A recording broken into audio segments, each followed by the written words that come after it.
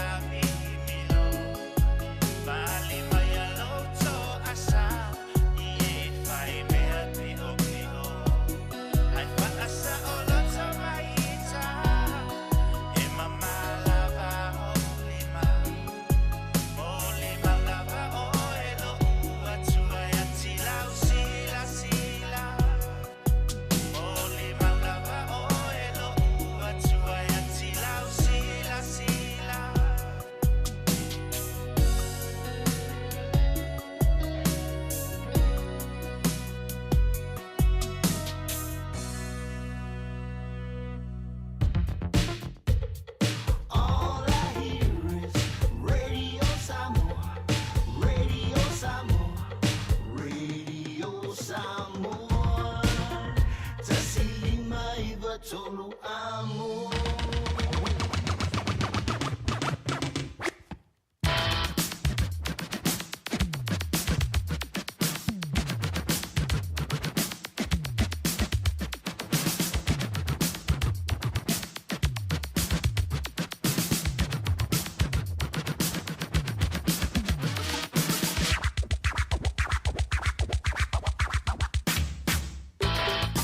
Lewa se an tula vai le wanti le radio Sam ole lus fulu male tasi miru te wate ene le se fulu male lua ile onga tonu le mu ole de yaso male de fo I va yaso lona ton ole de masino manti lua fe lima fe fe la nganga fa tala fa to ila mai mo malo fa funga ele ngante tonu lu sila e before yen tonu e mount tonu o mount malawa fa le finga wenga o bisirisio company lungo le tele tonu la ta vale fa before ia lunga o le vantetea pe a whea le te mafuta mi tonu o se vaalele.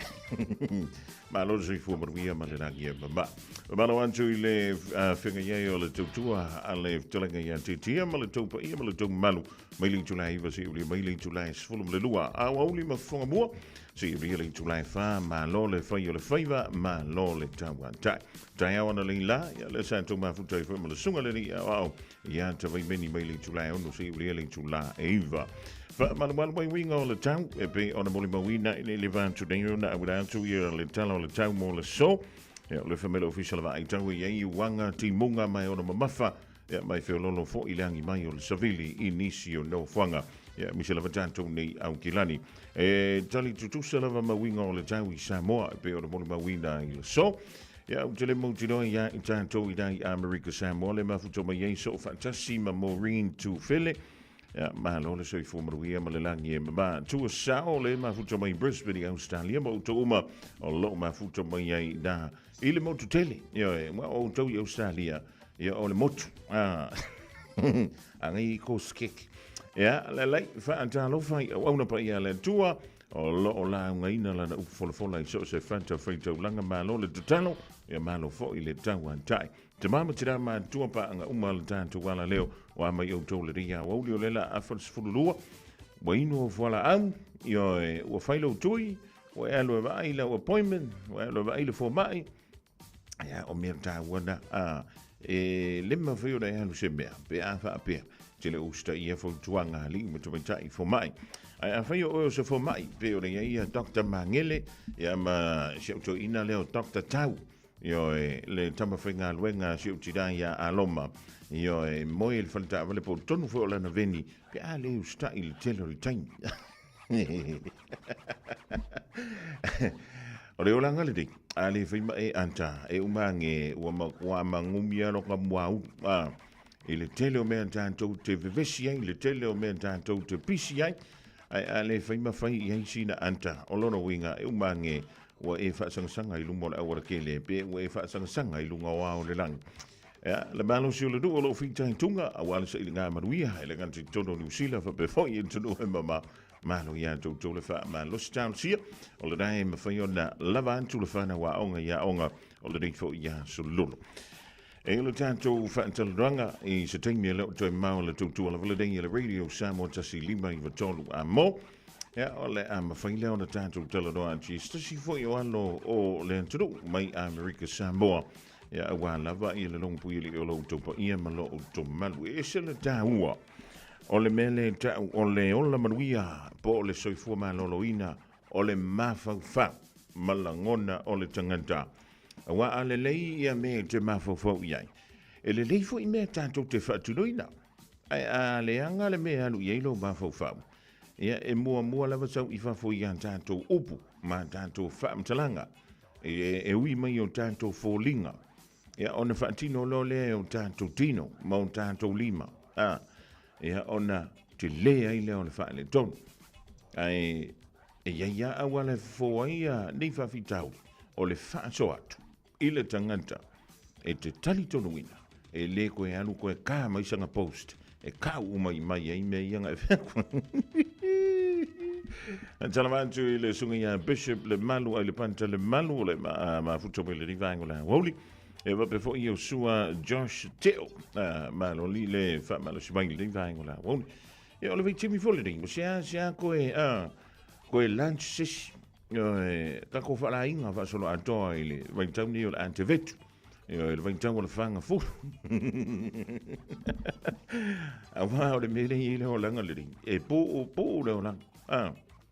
Ai loa la vai o ia te kialo o ia mawhawhang. Ia oinga yoinga. O le sia mea pito sili o na tāua i le o la manuia o le tangata. Ole lava o le manolo.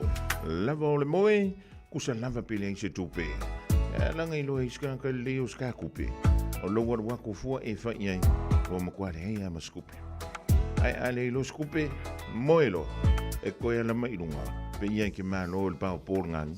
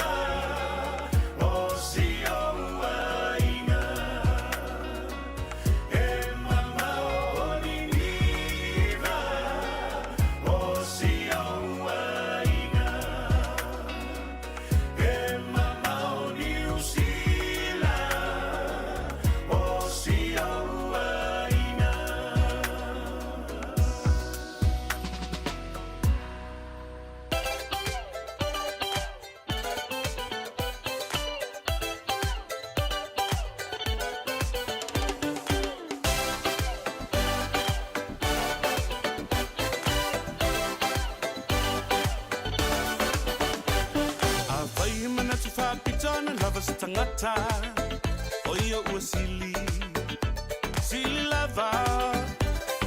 Natule alima osa tele na mea.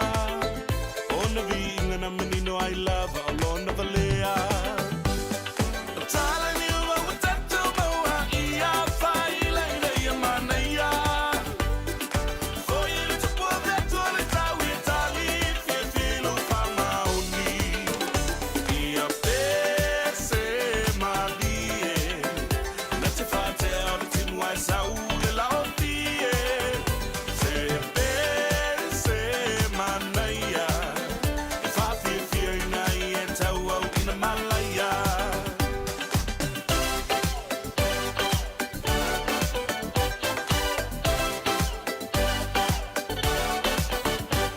Na yota to vai vai ngala the fale tangata. Uatili mawalalo aile tulanga. Ba aile na forma walalo tau sama anga. E pala awinai o e fa no fo ile masala fa. Tala ni wa utatu mawa ia fa ile ina ia manaya.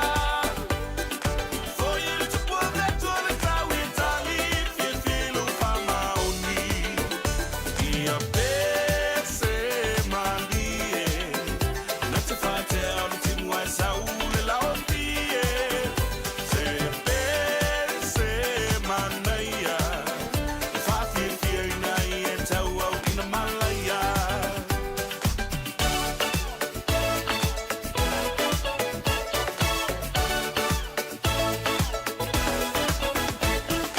Usoa au fai pesat yo taya. Fatima suni se pesa se afi pule oile fainga. Nesu etu pe malavi ina me etele faya. Nei moli ai o e tau tau li ai o faiva. Tali ni mo tetu mo ia faile ina ia manea. For you to put that to the tau Itali filo fama uni. Ia pese malie. Natifante ole tinu ai saule la fie. Se pese manaya. If I feel fear ina yenta wa ina malaya.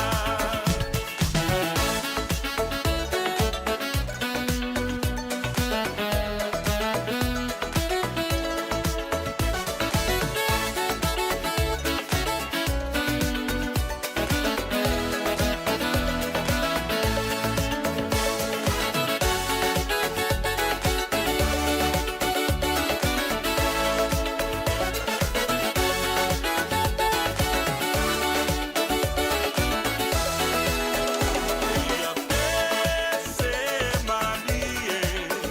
Natifante ole tinu ai saule la fie. Se pese manaya. If I feel fear ina yenta wa ina malaya. If I feel fear ina yenta wa ina malaya. If I feel fear ina yenta wa ina malaya.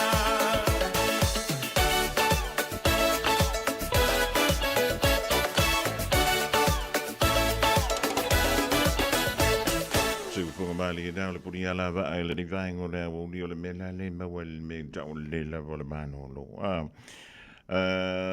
ya me fui la le o que foi ko ya ka ko ya me ksa si kwa ko behind kid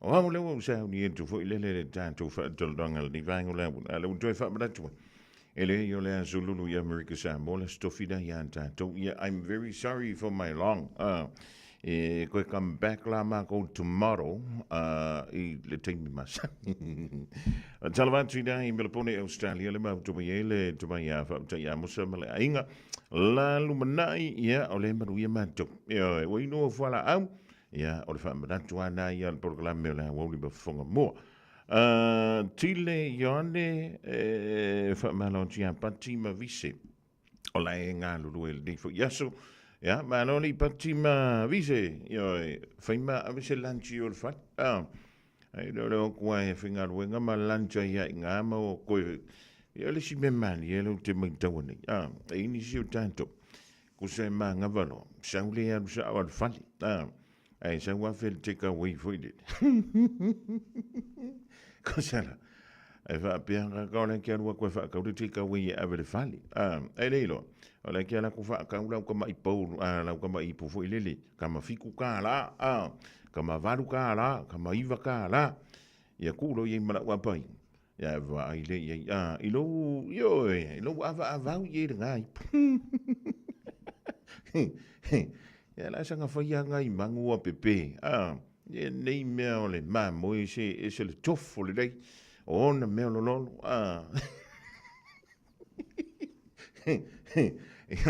Ia va pe ngara vrangi o lang. O aso ua le lei, ia o aso foi.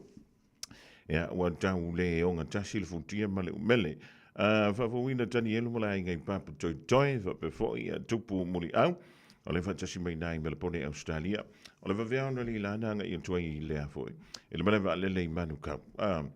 O le mele o te whai tuai. E le ma i anso e ngā tupeso le male wa lele le aka kou i ngai au ki lani.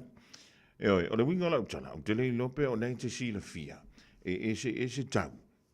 O mei o ka paka fōwi e wajai. E wa osola. Le me tanto ka paka kuwai foi le sai ye. O la se mau le mekira a koi. O le taimini, ia ua wha teleina le mama. Ia, ai ua hila maka paka. O lea i lalo. Ia au tawhatonu la vole mele, jalo antu whai e lau drop off. Ia pe piki e foi na lau passes. Pe a wha pe o lele lei o le sa ve u foi lele lunga o tanto wa foi telefoni fe a vea. O le winga lau lau tala. Pe a whai tele o sila fia. O le maanga i o le laka pakanga. Le kamale ka u o le vele. Ia, o le maanga i o le laka. Ai vai. O le kemilan koe foi lele kongir kama. E fiki ar kama ngai as furu wongo. Ia, umalos furu wongo ai lufu lua tana no. Ia, anga umal lufu lua e fai a kulo ngala. Ia, e va pengar foi ngor su anga kupesi e wali i le malava lele i barukang. Ia, fai o nainte malanga ba mau mai. Sound drop lau passes. Ona e alu la ia e toi ta milo mai. Su e le kapaka. Ona ele i se me ato kama wile le paka lau ta vale. Ile la ama le timu. Malulu ma le timu aisa oi. Kasi mele ki mo aisa makongi au kirang. Ia o le tamala nai tau mau lai titi lau savat. Ia wa almena pamai le tala ile. Teimi le tala ina ia le malaiva le ilona toi wha faunga lau i le teimi nei. E fitu minu te lau laa mai o le ka pakalda. E tau mai i le malaiva lele. O le fitu minu te nai ni seo tātou. So le. E pe ia e fiku i kūla le anua ko ingi au kirangi werenko. Ia oi. O le meanga, e ka ua kulo e 5 mingu ke pe fiku mingu ke le mamao le mesa vani. Soli. Ai va i le komumu. Ai va i le wha aku. Wai isi o wha aku. Wai isi o komumu. Wai. Winchi e risi ngā kama i savani. E ana mele le tante lo vantua. E le fa ina le toi ina mele lo mtua, mai la to nai wa mai ye la tai nga li mtu me tai fo ma. Wa fa le tonu o tantu au. O le vanga drop ai alu lo sunga le ta vale foi le pe afi un kakana basis. Alu toi paka ma mau lo ta vale. Ia na o sina fo tuanga mo o le vanga lo e pule aska funge. Ile la o lon sa afi ngai ke le cash. Ia nga pa wa me. E ke wan wa ka ko i ale tongi e luma kama i me fo le tongi e pe e fo i mai o le mele vale e ele option 9 tongi e le tupe pepa ya ai fa pela ke ma sau ko luma o mana ka vale po loka a ko ai mal ki ai ko wa ko la ka re deadline o no winga o le si fo nga me ma kwa lo fa ya le manole o le tu i ente oi ia ongo lewa po loka a ko ai markiu mai to tonu i le valley parking to for tonu le mele for le drop off ia ma le pick it up ia le tupu moni au ia ioi ia malo e se te tango mo ia before o to umale ma futo mi le vango le tiken chanele ia pa wa le tangata e fie fo ilele ia fo itafa ai ma kwa fefe pe ai se si le falma ia ona le mea na nang telefo ia ai fa aftai o le mo wa ietu o la wa tau la iti ana fuala au ia inu i aso ia wa i me o tanganta ia inu fuala soli kasi, lua, koru fangu, lua pusa, whakanga pepa. O le mea tau, o le whaimo mō sau mea ai, sina tau mawha, ia ona, e aloa ko ile iau whala au orki iau. Polo kram mea la o lima whakamua, taimi o le vai aina, ma whinga mana o longa mai ngā ruenga, e piora ngā pāti ai lou topa ia ma lou toma. No fo oi mau fau fau le chama fuchanga po o fea sona iunga inei chala te avea e fili uo pei o me matani fale anga icha aole nei o tino fo tatani te hiro a i se asa ba a chau no o chamana Tuai me alei alabe e fiti lava e uine o pea te hiro a i se asa ba a chau no o samana Tuai me alei alabe e fiti lava e uine o pea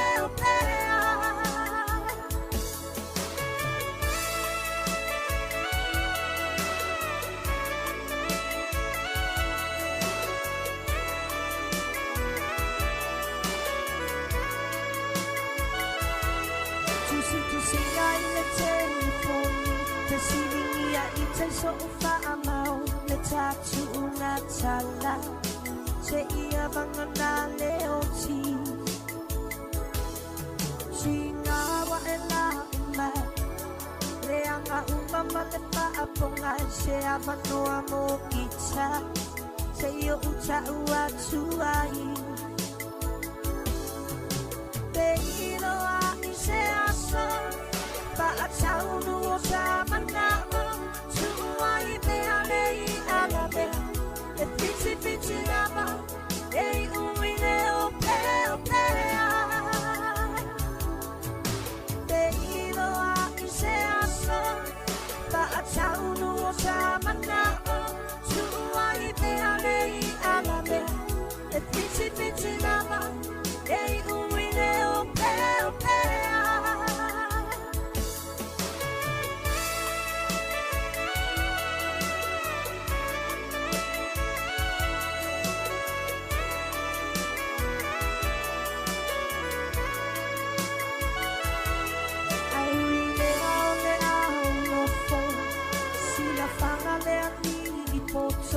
Sonu se aso Sabi ai lo umanao Te siringi a matani Tisanga po o lelaki Se ita mai Ya ita uteno fo tatani Te hiro a i se aso Ba a chau no o samanao Tuai me alei alabe e fiti lava e uine o pea te hiro a i se asa ba a chau no o samana tuai me alei alabe e fiti lava e uine o pea te hiro a i se asa ba a chau no o samana Tuai me alei alabe e fiti lava e uine o pea te hiro a i se asa ba a chau no o samana Tuai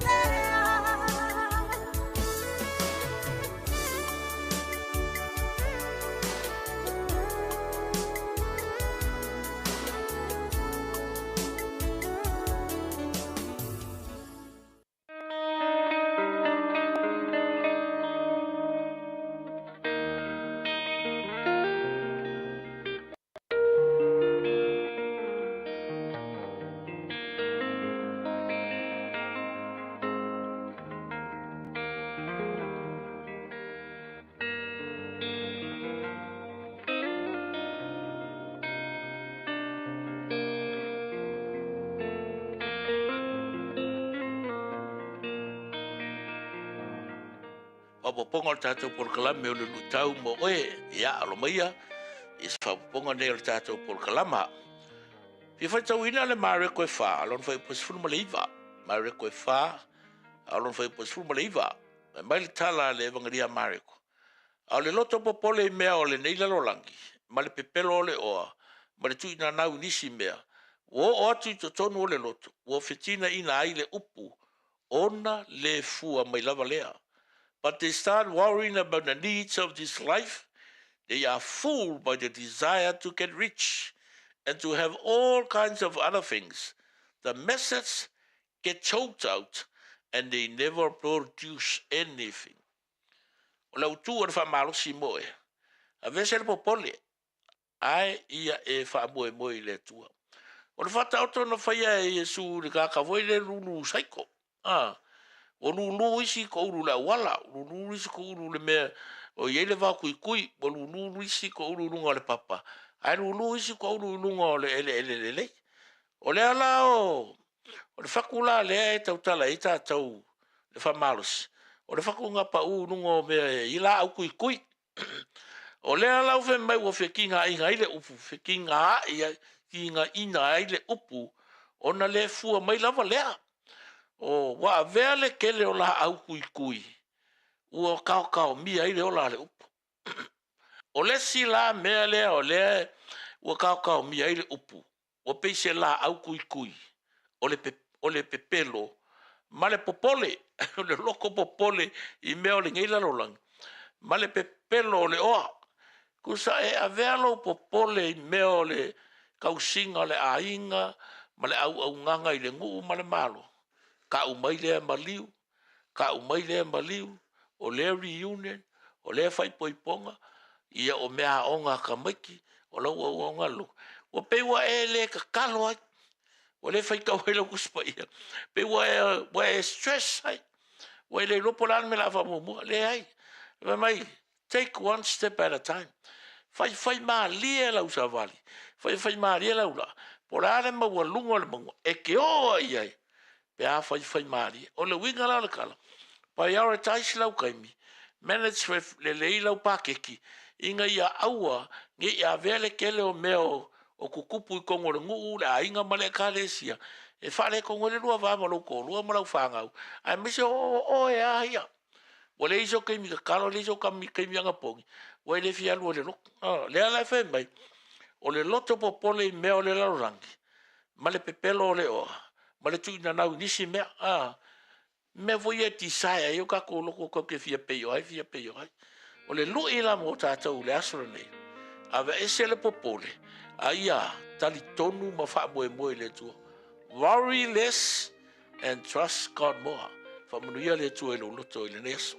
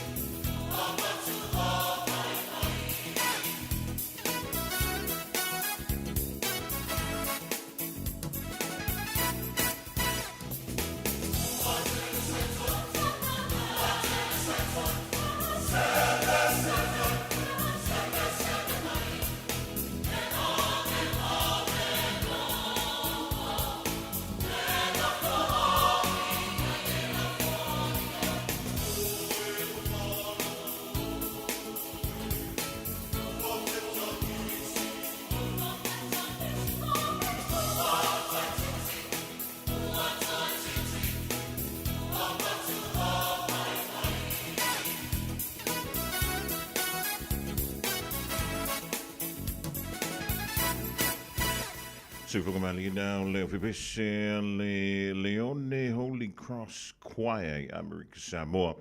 Pami le ngolo pisina wotele le secto. Ya mole joile fa malo mole fa change le sunga le fifi au ya Pastor Rolani Mikael Leon Tomo le fa manatu mo tanto. Ya pole lu tang fo mole ya solu. Le langani. Le tele yo menta to te pole vale. Au le tele o ya me. Ile kai kinga kupu. Yoi. Magoi fu ya. Le me fu le mo popo le a po le me le a fa so. Ya po le a. Fe me la mo me le tu pe fa ye tu le me le. Ya po fe le me la ma ye le se le ni fa ye le fa le velave ma le me. Ba. Ona ba le vana si le fie le ila na fa so. Ke ia fu le o lai tinga lu ya ma fa ya oi fe. Ai fa manu ya tulo musisi ya tu. Ile mele na mo o la vai. A o la popole mala popole mala tanto popole ngale sei ka se la po. Yo e pi o le la po a voi le fale le pru peki le ke vai ko. Le pru peki le fa yan me le pepper chips. Bluebird.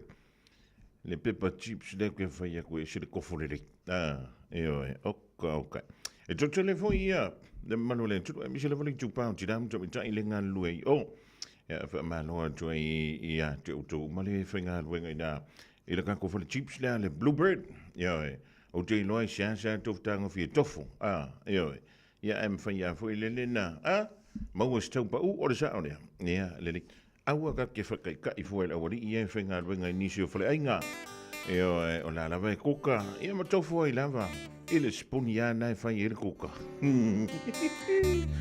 Jalavanti e Casiano Sanele SK Crates but before I marry tamale ainga telephone link to later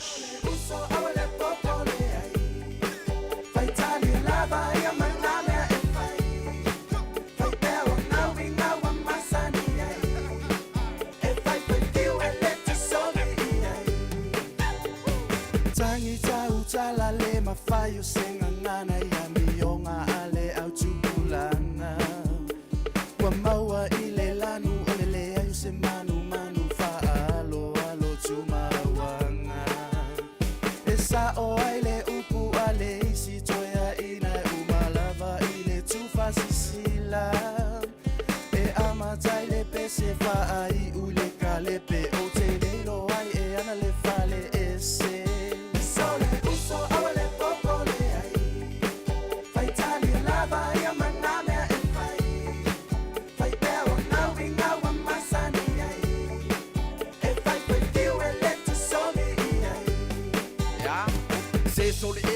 Ngamo le au fa basi ngai bai kai sasa fo I male au mama I fale mai ale au ko le male au ia pani ni ka mai beats ai pala langka ye ba ai ole au afakasi siba mai ai ole au osilangi lue be makali kali yanga ile langi pele mai au pese ile ea back is the pusa ai fa ka fea ba fulo lo ko ngai ile au fai pese fa fea sole master awa fa yo fika mawa la ba fea I ma fai fale le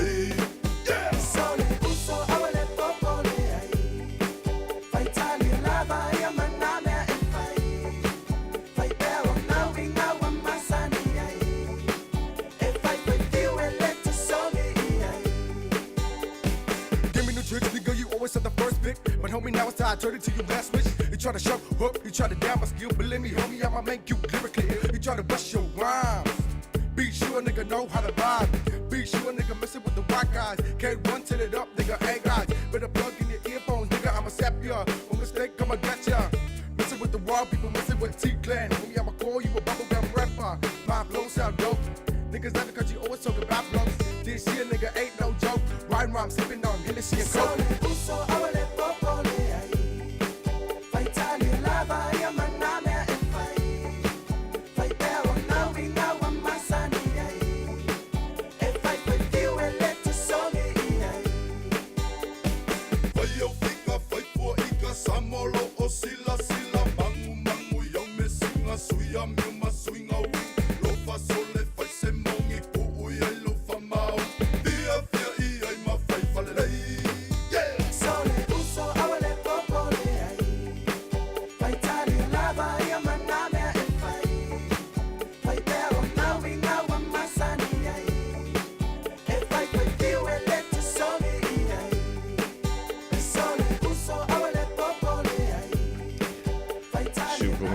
Mr. T mali se alo pepese o la tātou o tunu o le rivango la o le no toi tasi mala afa minute.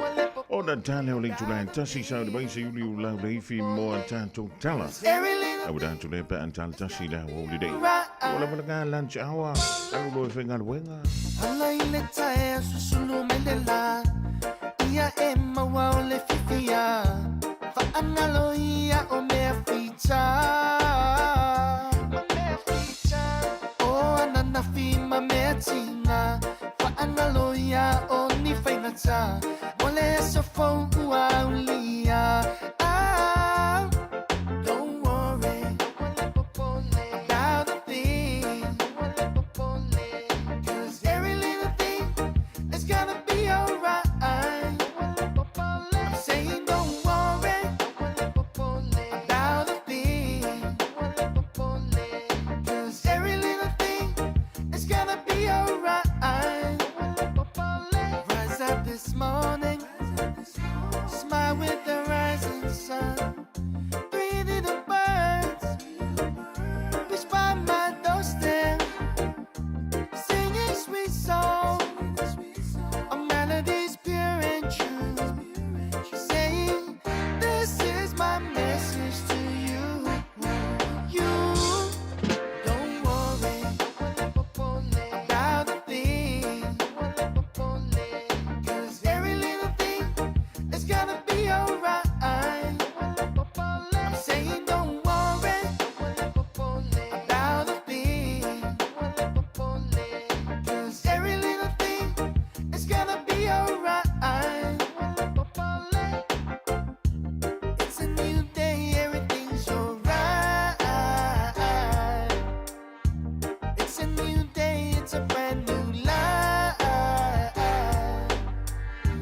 Don't you hurry, don't you worry.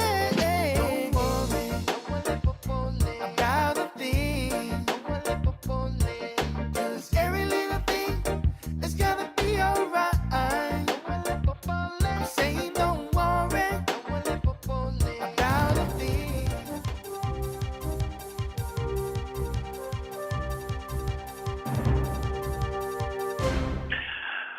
Talo fatu whangamoa ia wha malo te whau tapo inga le tino i nei tula le uli tala mo lau tapo inga mo moa ia tala tumua. Wha whiawhiaina Winston Peters i la whono tanga ma Marco Rubio o Amerika. Wha o popo isi morianga i le aia ino tino maliliu. Ta longa wha iloa Andy Lee tūlanga sa ia spanga Joseph Parker ma Moses i kauma. Wha whangamaya i whalau te leino ni po. Wa whaaliana minister vai whafo wa wasamana i Winston Peters. Wa mai a whono tanga ma whaulunga ofisa au tū o Amerika, e winga so tanga a Amerika, ma New Zealand. Ta sa wha ilalo i a Peters, ma whailau tūsel skete Marco Rubio, i le tae o nei Washington e DC. Te whono tanga sa pāsia le umio le taimi sa whaatulangina. E ene man ma angore le ito sa bo, sa tilo le minister vai whafo. I le unga o le whono tanga o se whono tanga ne le tele. Mai tu maulon te tununga i le marasi anga o so tanga ma whana i le vāo New Zealand ma Amerika. I le vaenga whātua o inga mari tūlanga o tupiritongi whaala ponga i o loe whauru whapuatu, whauru whale atu i Amerika ma New Zealand. Ta whaasino i le limo Peters i le awala o ona sa ia i pēr New Zealand i le turituria o Somalienga o whātua o inga i le vāo tunu i lua. Ta ia whaari ai le whero inga mara utu stala i Amerika le mai ai o le whono tanga ma Rubio.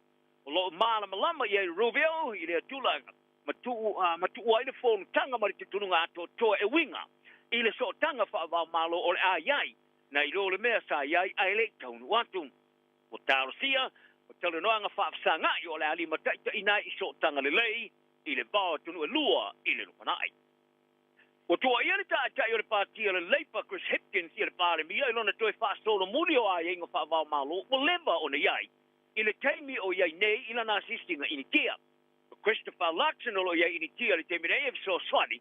Mo le fia tāma wina le Somalienga mo le sa orotonga whātou inga le vātunu e lua. Ai o whaalia Hipkins. E whoringa mai o ai inga whaatino whaavao malo ni usila. Ua tō whawina le teimi nei. Mai e whaasino i se tūlanga e whoringa mai. Wa ioine Luxon se taunga whainga ini tia, e awa iai le kulupo sa palaya nuclear po le Nuclear Suppliers Group, po le NS2. E oi lava, I se vai te mi umi o le te ia i o New Zealand. Mai e tā uai o ni ngā i o inga leanga ne mo New Zealand a wai tau ona wha wau le tūma oti. Ma wha mua i ana i inga wha tino wha wau malo. Ta wha ali le manatu Hipkins e proclame le morning report i se vaenga o wha amtalanga whai whaatasi.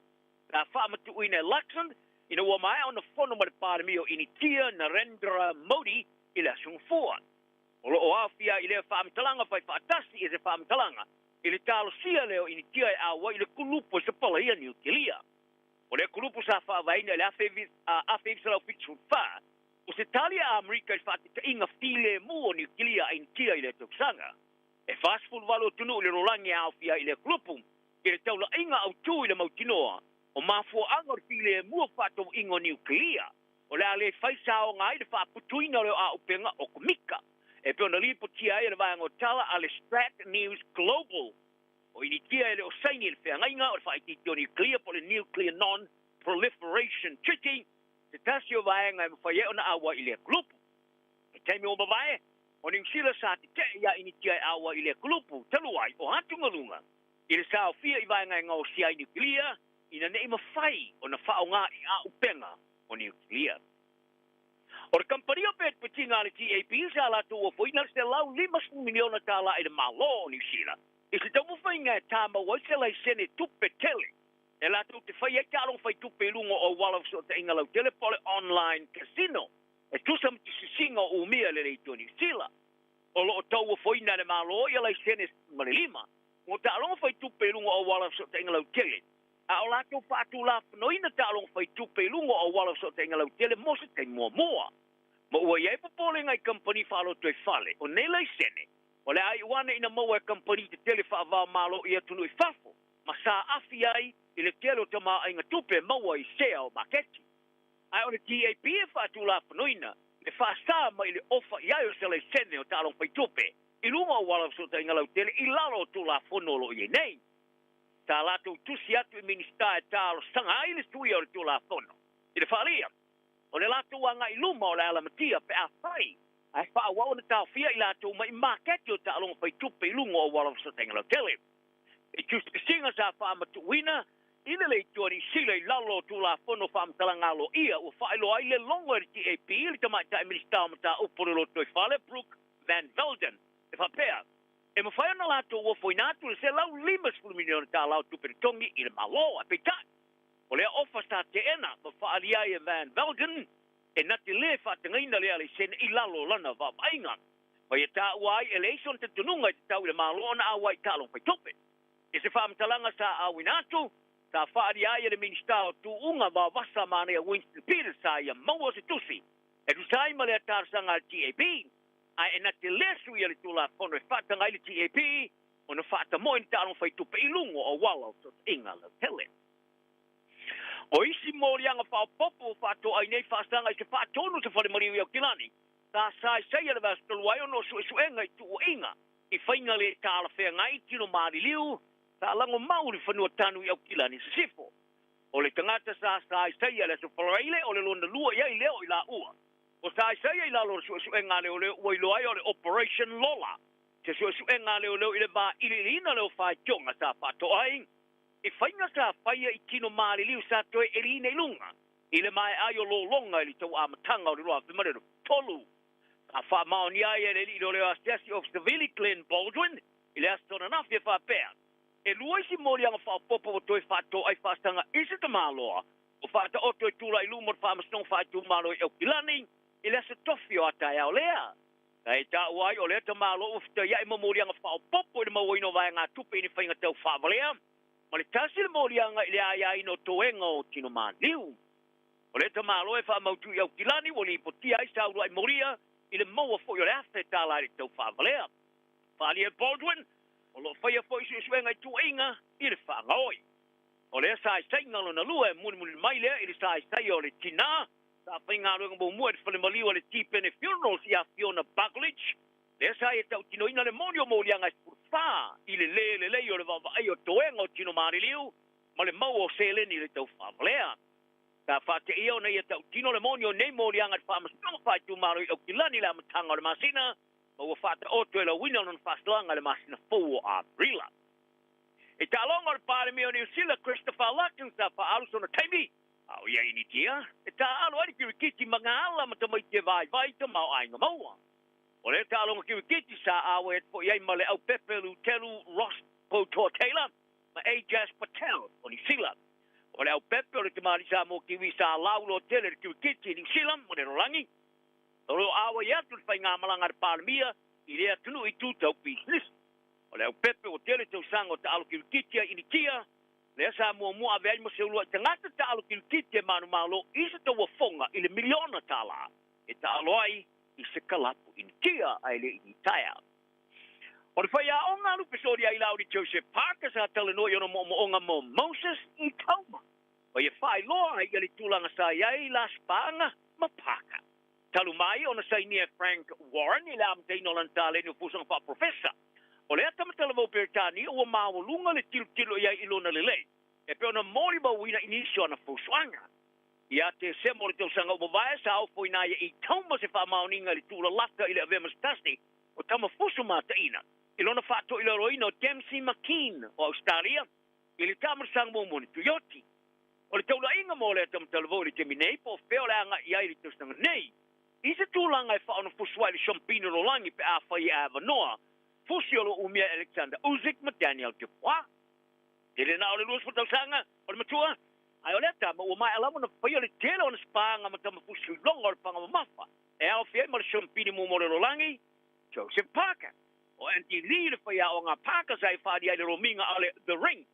Ta mata spanga Parker I tauma. Ma ia tawai, o ta amar sanga te taso ta amar sanga fa spanga. Ta va ia le matua fa how to do. Ari Elisa matuai mana na o tele ia e tauma, e peona lato misia ina waru ese ma le tolo o pinga au sauni e paka, e fusu ma Daniel Dubois, e fusuanga, e sa le fa taunuina, inga o mai fa fose Dubois. Wa i oi ar kala political St. George Illawarra Dragons Australia, e fasta aloto il tamta alopo ia Francis Molo. Ma ilana fea ngainga se te mi vave se te wai, ile mai ayo se fetena inga ma se sui ofisor kalapo. Pe a failea, e nā te toe tō ngia se vai ngā tupe, e ono fo Umera. Ia polisi li atu Marcelo wafekala. Lipu te aia le rominga le Sydney Morning Herald, ta tala no ina e whātonu ar kalapu, ia le tūlanga molo e le whonatanga whaana masina, le whātonu ri tai ora sulua. O whai aere whaiunga e taliaran talo sanga e whasta aloto ia, i le tele o nia inga. Oni mori mau tūla la te whiutana inga sa tala no i tūlanga whaarilo rilo sa la tūlunga i le rominga e whapea. O le asui mo le tō sa moama le kuki, o le aia mo mea, o na toe tongi na sewa e ngā tupe le kalapu. Ma tā uai o lo tau mwhai le Dragons, e whata oto se tūlanga o whaia mua, e le toe ma whaia tanga tā alon toe sa van este. Mani alato whea ngainga, e au noa lea mani a whianga, e o iai. Le puti ai o se whewesi i ngā molo ma le kalapu e mafua i se whewesi. Tā au whiai se sui o le vaenga whaia o ngau le au, e pe ona le fifi ai molo i se manatu sa i whaalia, I lana whai unga e tā whia lona tango whia o le amalos. O le whea ngai ngā le tau le tōsu tau sanga ma le Dragon te mai ali tau sanga nei. Ai ua maa nā o le kalapu I se tau I mo le tupe sa mua le tongina iai le tau sanga o mawai. Pe a tilo iai e whaitau masina e le to e toleni, e pe ta alo. E o tala nal ne yaso, anga le leisi, manuia le aoli. 24 hours a day, 7 days a week. Radio Samoa streaming live on www.radiosamoa.co.nz.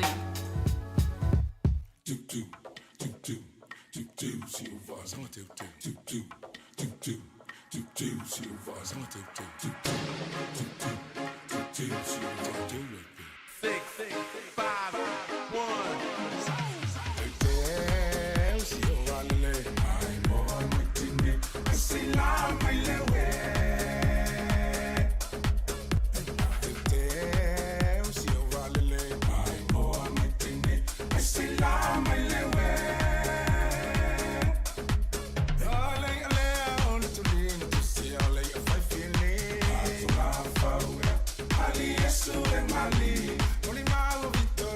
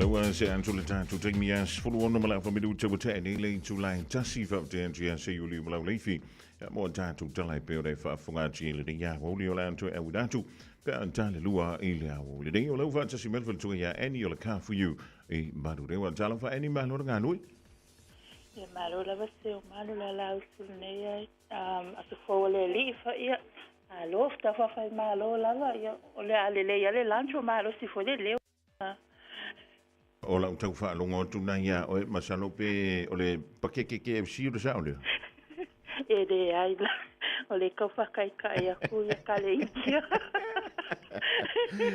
le ya malo le sa malo le fa malo si tu mga wenga wa afa le ni ya so ya o le ya so lon tolu de masina o mati o me le tu mala udanga le ka for you ya wa ni va nga tu mo fa mala tu me pe a wal silfia sa mo le fa fonga mai mo mai. Ia whaftaila man matua noa i whawhidoa e tumalenga maulalo i whatalo whatfoi. Ai lato umalawa maule noa whalongolongo mai matua o au nanga patawa e nei mareua. Ia o le kafu yufo nei ia po le lila wiloa leo o Rita Man ia o lon whaina matu a whaingaluenga po au na tua ia wafore malo tato a tātanu sa moa. Lo sala tatu fale tava le temnei sa sala ina mai lava leva se ia pa ia foliona le fia ia mai lava le son fua se pa ia le so nai ma wolo wa no pe fa pe to malolonga luenga mai le so aso sa ia iwa le afale iwa se pa ia le ono la fia ai fia mo se ava no pe fia mo so tavale ia se su mai le aso sa ia lo mo ele no pe fa pe to sa ili pe se tavale mo le ainga tele mana no ai ni so tato tavale fo mo faina tau no mai tasto push button SUV lima no 4 fit no 4 diesel petrol ia lo so se tu ainga lava ia lo faina tinga ia tono tato fa tavale nei tele mana no ai foi tato Mazda lo faina fa alumia wa Toyota ia Santa Fe ia me se foi le high ia ke le ano no ia tavale fai lava na su mai fai la fifinga ia me tuina tula wa pala ia wa se tavale mo le ainga o lo fa wa pe tato cashback ai me se foi tato refuelium faina fa ngaina mo tangata e fa mani ina pala i mato fa tavale nei tele foi tato Tamai tavale ia pe fa pe tau am tamatala ngaluenga mawolo lo na laisene ia won faina talaina so lava se tavale te fia pala ai tato credit profile o lo faina fa ngaina tato laisene le aise laisene le lele tonge talafu le leila unga luenga ia won faina mato talaina le ava no so sonia toi foi mo oto ia wata sa ilingo se tavale ia awa foi nga luenga lo fenga e tau singa o aina o lo tapua mai ia tato atunu a fa pea la vota sa ili so tavale fa fantana su mai tonu matonu mera really full over selau lo fitu fa iva no valu en faina so tai mai ai any if ka for you if so sonia toi mo o lo ia for tato a fa pe fa mela o palai de story ki lo ia tato fa tato a palai fa tali no Facebook ile faltava le lo fa lo falo mia e terminei tato Facebook page ka for you ia lo avanoa lava so se taimi tu malo numera tu malo ngo ia faina mato video tu ai e tu sai foi malo Fiamana mia se soani ma o pera tato o nanga de kiliva fu tato tavale tu ato o kilani ia e fulile kiliva afa pe te fi su mai mato fale tavale o e mamau ia a fa pe fa mania ina lo pala ia fa na mato au mai o il tono mato fale tavale ia mato o na masangi lava tato fale tavale tolu se la great south road maleua te su mai ai ma tata no mai ai ia pe fa pe sa ili sa tavale pensiona part time ia faina fa nga ina le vaenga ia tata no mai pe ia po ania ia inga po fa tavale faina apply ai ia mai animal car for you for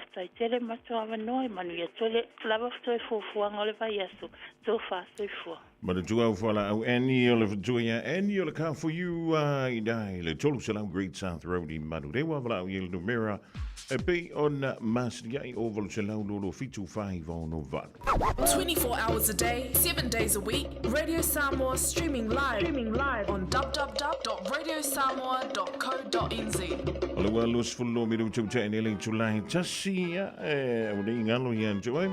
Ja, le abudan chulo le fa popong al porkalam me ole arin chulo la pe afale tasi le ding vai ole wo jullie familie officiële va ai tau afa yo ifa fola tanga mea e o tona fa ye so fuanga antono tolo mai yuanga po ni timunga se tem ye lo toi mau anto ai ma mo savili savili voi lele e di ha nga i se ye so langa no so le banu no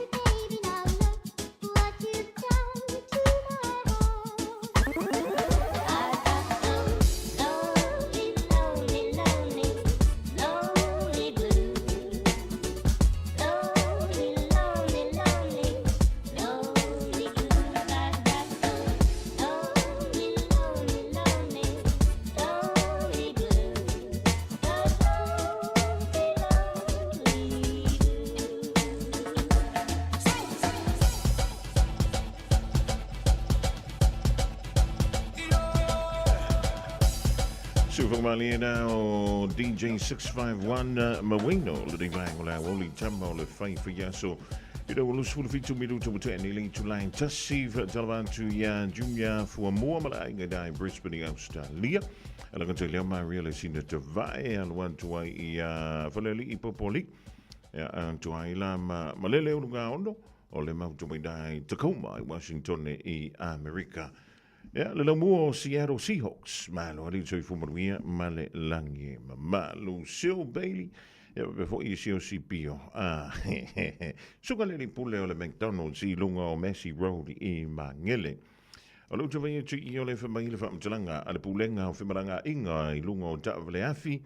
Ja, ma femalanga inga lunga o au ala te tele tono New Zealand. NZTA. O lea ua tau whaale mu mai le sawa sawa. O le toi suia o le sawa sawa. I lunga o nisi wa tātou wala te tele tono New Zealand. E whamai e se fuluma le ono ia vaenga o lunga o motorways. O lene i ele wha moe moe e vave o na suia pitai. E se le tāu o whirangalo whaalia. Wha whirangalo tusia ma tuu i nātu wānoa ia. E le pūlenga leo whemalanga inga i lunga o le lau ele tono New Zealand. Lea ua mafuai lea whai unga ale NZTA. Ia, a whai o nei e so wha ngau le mari. O nei e le lanto upenga te whai lang NZTA. Ia po le New Zealand Transport Agency o ina. E mawhai o nei anga iei. Ia ona e i meli le iei. Whai loa iei. Ia le tūlanga e pe o nei ia lau wha ngau le mari e. Ona maua tuai leo se whesosoani mo oi. Ewa o le mele e mantele i tātou. E na ona le wantu ai tuta ia pe i ele whaito ai tāpuni mai fo i lele. I so se mea tātou te tālo sanga tuai. Vawe i ona o so i lunga o le tātou le fia fia. Vawe i ona o so i lunga o lo wita. Vawe i ona o so lo tawhali. Peitai, o le wei tātou wa tātou iai i atunu. E iai le hawa no. Mai launga ta sia i tangata uma. E ave ai sau wha ngau le marie. Ia po lo fina ngalo whaalia, tusia, aloa ia. Ina ia mawhai ona tani aloa ia mai ai. So se mantanga aluenga ale malo, ma so se whaala potupotonga. Ioi, e se ana mole meo le whaitio ia ilunga o penga te whailang. E se fo i le tusi, aloa ia, awa ina, e ia iau wha maumanga. Ia maole a mawai fo i ma se tali, tu ina antu aloa ia, mai lefa la putonga po o lea foi, matanga aluenga, ale malo, ia po ni matanga aluenga tu maoti. Ia ole mea lale. Whakaika i foi le, leo na fo ua mawhai ona whaanga e tātou. Ia le mea fo le ta ua o le chat, GPT. Ia po le whaanga leo le, o nisi o afoi, artificial intelligence. E fe so swani, ili tusia leo an tātou, so sko inga melo. E ma whai ona so ni atu ia te oe. Whai ona whaonga ina le whana wa o pita. Ia e le wha pe fwoi le wha pa ye le whainga o le mea.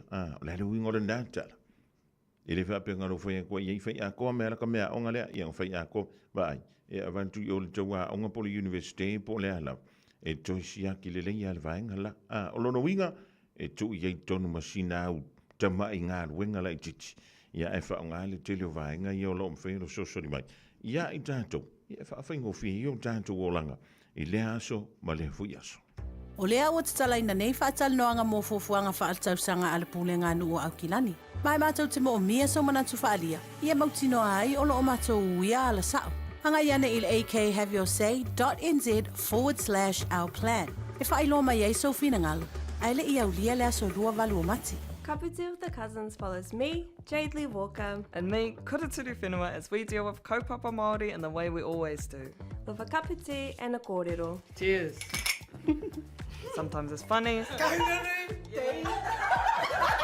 Sometimes it's serious. But as always, he kōrero noiho.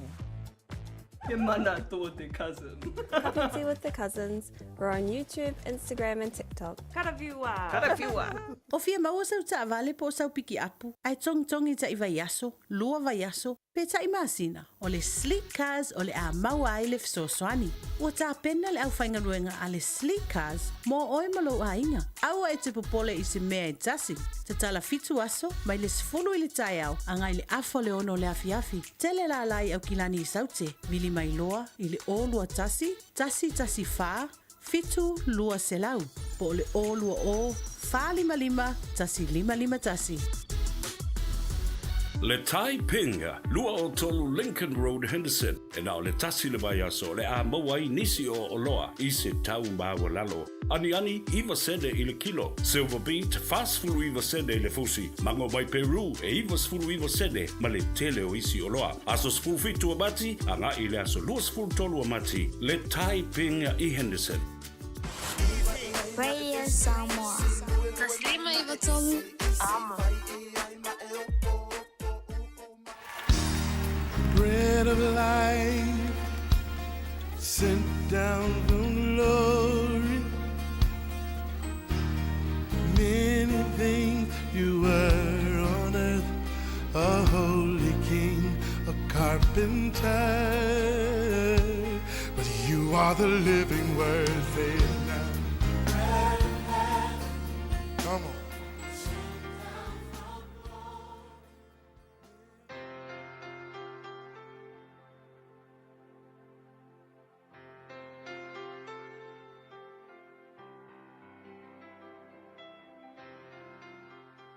Talo fala val tatu watinu o mal tatu por kalame o le arito leola o te whawhilo i fo i te oe ia ua whaiona fiso tai mai le nei aso. O le tusi ke nese lua le whai upe fitu o lo iai le whaupunga whapea o na whaia lea e iova o le tua o le tangata i le fuefu o le ele. Ua mānawa i ona ponga isu o le mānawa ola o na avea i lea o le tangata matangata ola. A le upu mo oe whapea o le ola o le mea lofa. Life is a gift. It's a gift from God. O le mea lofa mai le atua. Ua ilo le ola nae te olai. Ele o sau ola. O le mea lofa ua fo ina atu ele atua i te oe. O le mana waola le ke mingoi ai, ma e ka whao ai, ma whai au iau whi au, ia ma e ngā lue ai le aso le nei. Ia o le mea lofa ngā vaku ele, ngā vatu ele tua i te oe. Whai maitala tu spa ia le sa whai tau ina nei. Na mānawa le tua i ponga isu o atamu. Kua atamu o le tamau tangata umalawa, ngā mafua mai e tātou. Na mānawa i le tua i ona ponga isu ina ua umona whai. Whai mai ona avea ai lea o le tangata matangata ola. Se io o mai ai le taimilinga i le ola lea ngā pasia le tua ia atamu. Ia ma ewa, whangau mai ai kaino ma apelu whangau maista. O le process level ngā whaasaua i le tua le ola. Ia pasi mai le tangata, ia maua le tangata. O le mānawa na mānawa ai le tua i tutonu o le ulu i tangata. Vai whai sa lamo se lau tolu sfulu iwa, whai upa sfulu tolu, whai mai, na e ufi i te au i le manawa o lo tina, lo ufa pertania o le nit, sa e ufa sa mo mana i o kango wha sa moa, sa e muluina, ringa sa e muluina pela langa ina lo tino i te tono le manawa o lo tina, no winga, o le whainga o ele tu ele manawa o lo tina, i kua ku foi, a o ia whaia, ia mai a vatu foi le mana vaola i to tonu i te oe se ia o anga e whangau mai le lalangi le ngei ale mela o mana tua ina pele te leo taimi ia e mawhau whau loto lava e le o sau fina ngalo po o sau loko nga e sau le lalangi le ngei o ke ia wa e o laifu e maku whapea woi whawhetai wa o sau le lalangi le nei e nga e sau le lalangi le nei e wha manatu atu i te oe ma le wha ilonga le na e ke iloa ai e le o sau fina ngalo nga e sau ai penga e whaia oe ai o le fina ngalo le atua ngai e whaia oe ma tu ili manawa o lutina ma waku ia ke oe le manga waola lela ke ia ilo usau le lalolangi ua e makua e ngei ua e whea lua i solo ai wa maka ngalo ia ke oe o lo iai le lalolangi e le o sau fina ngalo o le mea nga whaia oe le atua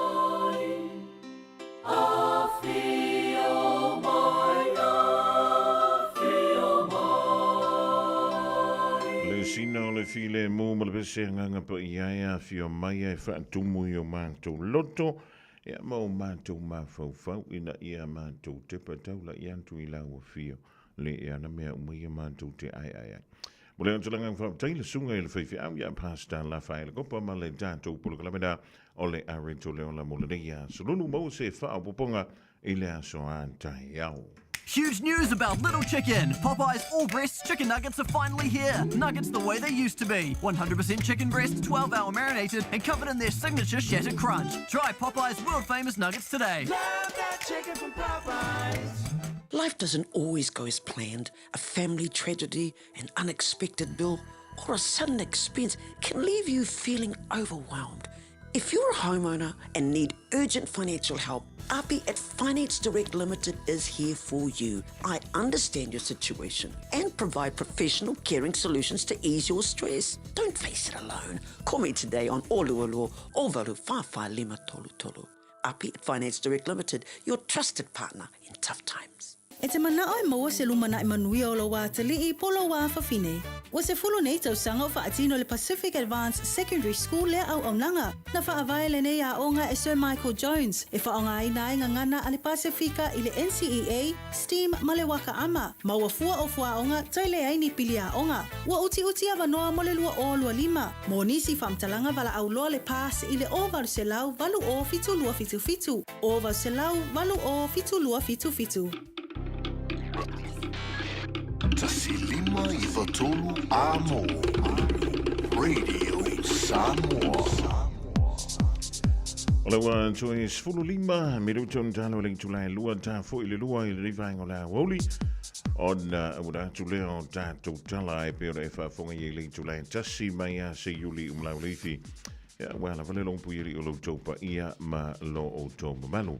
E mo tibria o le timi masani o ta to fa linga ma fa silanga mai no ma fioanga o fa la potopotonga o ainga ma e kalesia.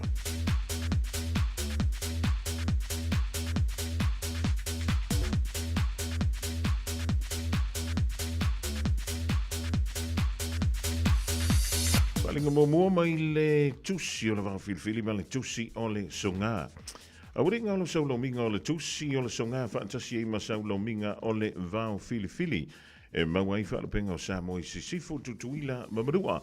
O tala tu o Samoa o alanga upo le matafo I o le matai le whainga o whalavelave.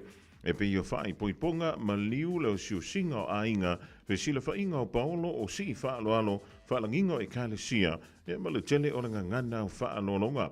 E na o le fitu se fulu tala le tau. Na lo fiscal radio Samoa le tolu pa tolu ono Hobel Avenue Marukau e maua tuai South Kopi. Morisi whaamtalanga whaamsuti mai le tātou ofisa I teimi whainga aluenga I le lua ono lua tasi lima I watolu, lua ono lua tasi lima I watolu.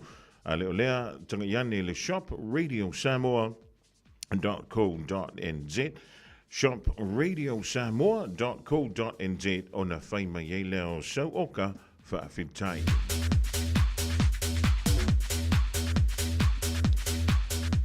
Le whaasilsilanga mo le ainga sa lua whau.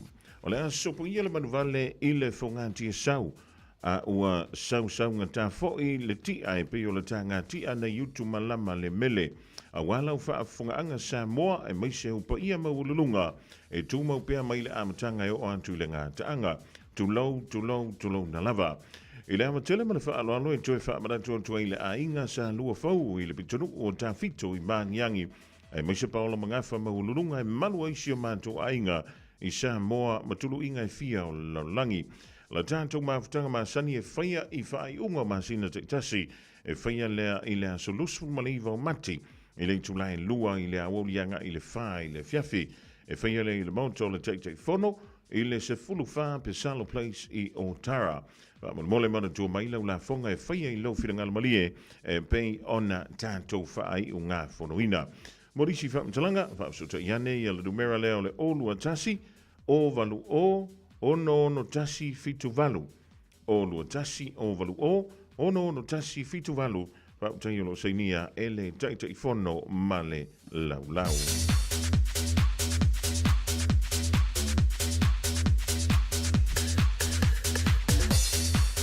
O le se tātou whaasisilanga le rei mai le Whalelalanga Village. Ua tapena e le Whalelalanga Village. Ia se mawhutanga. Mō so se tausanga, po o le matua, mō le ono vaiaso e ua whaingoina lea o le ngafa tau lima o lau soifua. O se polokalame e fsosoni e tuai le soifua maloloina e whao ngā hailanga ngana Samoa. E amatalia le lea so lusful lima o mati, mai le se fulu tai awa ngai i le se fulu rua i le awauli. O le rawingo le aso lua o le vai e se fau. O le no whanga e whaiai o le Clendon Library. Ia pole whale tusi nai le bitono o Clendon. Whaafso tai vave mai nei te i ua misi lau abroa. E morisi whaamtalanga ia emaili mai ia penina@whalelalangavillage.org.nz penina@whalelalangavillage.org.nz.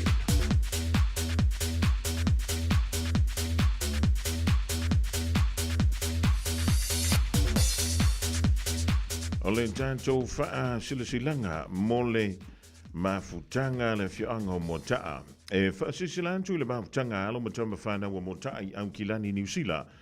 O le a whaatoro wina lava le tātou wha moe i la stona i nei, le a solusfun malua manti le do whanga masani o le valu se fulu pa valu lua Wiley Road i Papa Toitoi, e leitu lai se fulu lua i le awauli, e tā watele le tātou teimi wha mole, tāna soifua i le lofa walanga leo le tua, ta ia jielo o tau soifua i le aso o la paulo tātou te mawhaia mea uma ona o le wha malasi mai o le tua.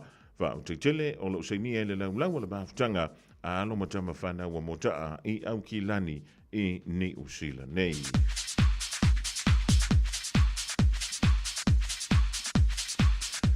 O le sian tātou wha linga mai le komiti o le nganuu o le fono sa moa PIPC i Aukilani nei. O le a le lepa pea ia tua foi o le atanta o le tama o Samoa na ngalo iau pa ia Samoa. Ai wha asisilantu i sui mamalu uma o le tātou komiti wha pele prestene o au talavouta i tasi o loo awai le tātou tauvanga ia me lua whilolima. O le awhaia le tātou fono i le astona nei i le hola le tamaki PIPC i le tau le se fulu i le taiao e wha malamalama antoa i le tātou polokalame. E tā ualo tātou au vaa po topoto i le aso, e morisi whaamtalanga, whaamsotai i le telefoni, o le olua tasi, olua ono, fitu o i wawha. Olua tasi, olua ono, fitu o i wawha, whaamtai o lo seinia, e le tofai a vai malamalo, o le a au tusi o le maafutanga, e po le komiti le anganu o le fono Samoa PIPC i Aukilani nei. Ma le tātou wha silasilanga muli ma mole mafutanga. A alo matama whana wale ulua i la o le tala le lei me to tisi i salo ngā i sale lo longa. E whamara tuantu la tātou fontanga i le astona i neia so luas fulua o manti, lua whelua lima, i le tulai se fulu i le tai au. O le awhaia le i le no whanga masani o le lua tolu Franklin Road i Otara. E whamara tuantu foi i le tātou la fonga mo le nei masina. Mo nisi o lo tātou nuu whato a maua le rei wha a silsilanga wha mole suantu i lea aso ia tātou wha soa ma tala noa a wāfua fuanga ua tātia. Mo nisi wha amtalanga ia wha so te ifo ia le sunga ia Reverend Sione Tautua i le olua lua tasi fitu lima wha lua. Olua lua tasi fitu lima wha lua po o muangu tia lua moruvai i le olua tasi olua fitu o valufa ono fitu. Olua tasi, olua fitu o valufa ono fitu. Whaafetai, ia tātou whilo iai i lea aso i le lofa, ma le anga le leo le tātou tāpa au sili i lunga. Ia, o nisi rao tātou whaalinga lau tau mai le ofisa o le Radio Samoa le rifo i vaenga o le awoli, ina ua sa valivali anto le tātou taimi ua, toi fitu le minu tau na tāleo le tu la e lua, ia, o ai o lua marero makuanga ia le piki mai le whana wa onga. Toi tasi le tu la ia ona tu ua fui leo le tele wa onga i le nei a solulu. Ona mai ai leo a so tolu o le onga. Toi lea ia leo le aso antai au. Ia ma le aso furein. Koma fui la ia leo tantu le aso tona. Wa mantana saulu suinga mali o le tang. Wa mantana tau malulu mai le tai au o lono winga. Mai leo ofu mawhanawhana wa ia wa tōtini. Ia ma wa ai e tuai mau fuala au o le malulu. Oi. ingi fuara. O mei leo ngā uptomuli o laua afo le valui o i Perth i Ausitalia o langi le leile tap fa taile ma tamai emi tapu soa taile ma tamai sua palaisa Peterica. Ja, wat ik te leven, het is mij niet weinig om daar wonen te doen van wonen radio samen. Het is niet meer zo lang om te lua. Wat ik te van vongelen te telefoon maar ja zie jullie. Ben je oude aan te leen to line tas.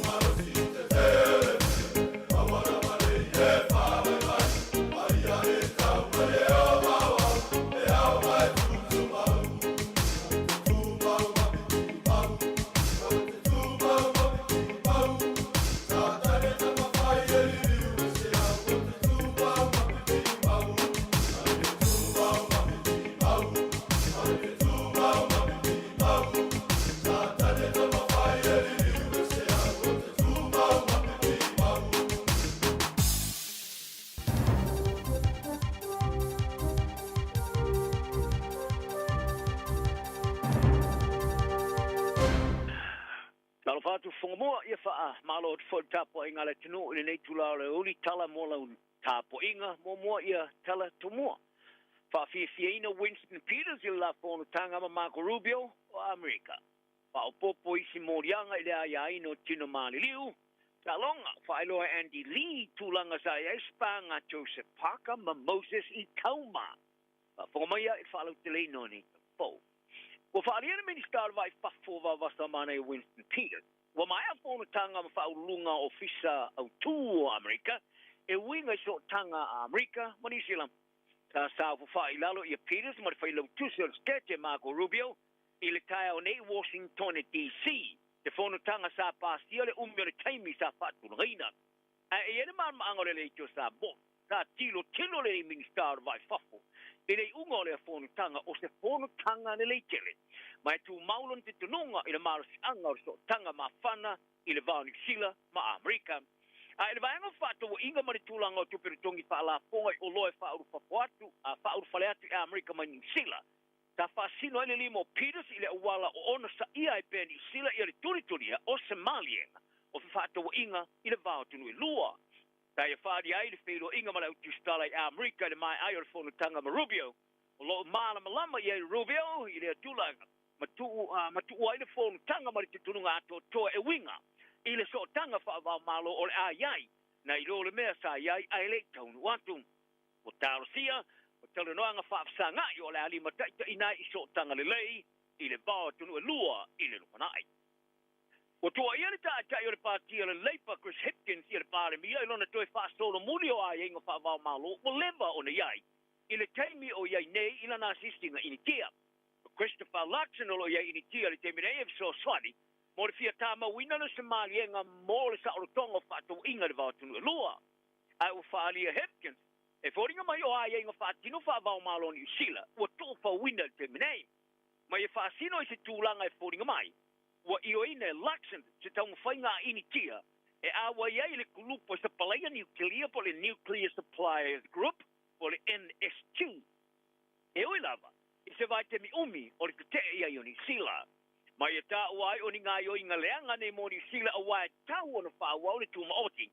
ma fa mo ya na ye nga fa tino fa va malo ta fa ali le mana to Hipkins el proclame le morning report i se vai ngor fa mtalang fa fantastic ta fa ma tu ine Luxon ina wa mai on the phone ma par mio initia Narendra Modi ila sung foa o afia ile fa mtalang fa fantastic i se fa mtalang ile talo sia leo initia a wa ile kulupo se pala ia nuclear. O le grupo sa fa vaina le afevis la fitu fa. O se tali a Amerika fa te inga file mu o nuclear in tia ile tuksanga. E fastful valo tunu le rolangi a fia ile grupo. Ile tau la inga au tu ile mautinoa. O mafo angor file mu fa to inga nuclear. O le ale faisa o ngai de fa putuina le a upenga o komika. E pe ona lipo tia ile va ngotala ale Strat News Global. O ini tia ele o saini le whea ngainga o le whaiti tio nuclear po le Nuclear Non-Proliferation Treaty te tasi o vaenga e mwhai ona awa i le klupu. E teimi o babae, o ning sila sa te te ia ini tia awa i le klupu taluai o hatungalunga. I le sao fia i vaenga e ngau siai nuclear ina ne ima whai o na whao ngā i a upenga o nuclear. O le kampania pet pati ngā le TAP sa la tu o fwina se lau 5 miliona tala i le malo o New Zealand.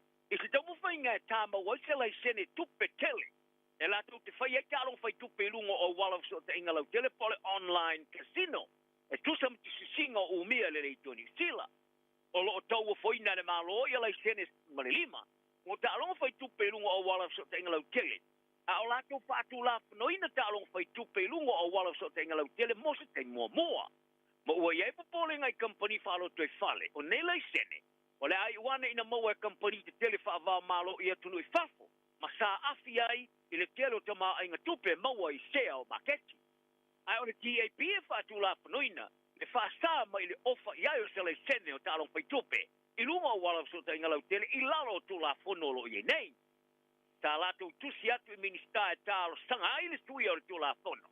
I le whaalia. O le lato wanga i luma o le alamatia pe a whai. Ai wha wau na tau fia i lato mai maketi o ta alonga whai tupe i lunga o wala so tenga lau tele. I tusi singa sa wha amatu wina, ina le tuari sila I lalo tu la fono whaamtalanga lo ia o whaelo ai le longo le TAP le tamata minister mata upore lo toi Fale Brook Van Velden e whapea e ma whai ana lato o foinatu le se lau 5 miliona ta lau tuperitongi I le malo a peitai o lea ofa sa te ena ma whaalia e Van Velden e nati le whaatangaina lea le sena I lalo lana whapainga o ia ta uai eleison te tununga te tau le malo na awai talong pai tope e se whaamtalanga sa awinatu ta whaari aia le minister tu unga wa wasa mane a Winston Peters sa ia maua se tusi. E tu sai ma le atarsanga al TAP.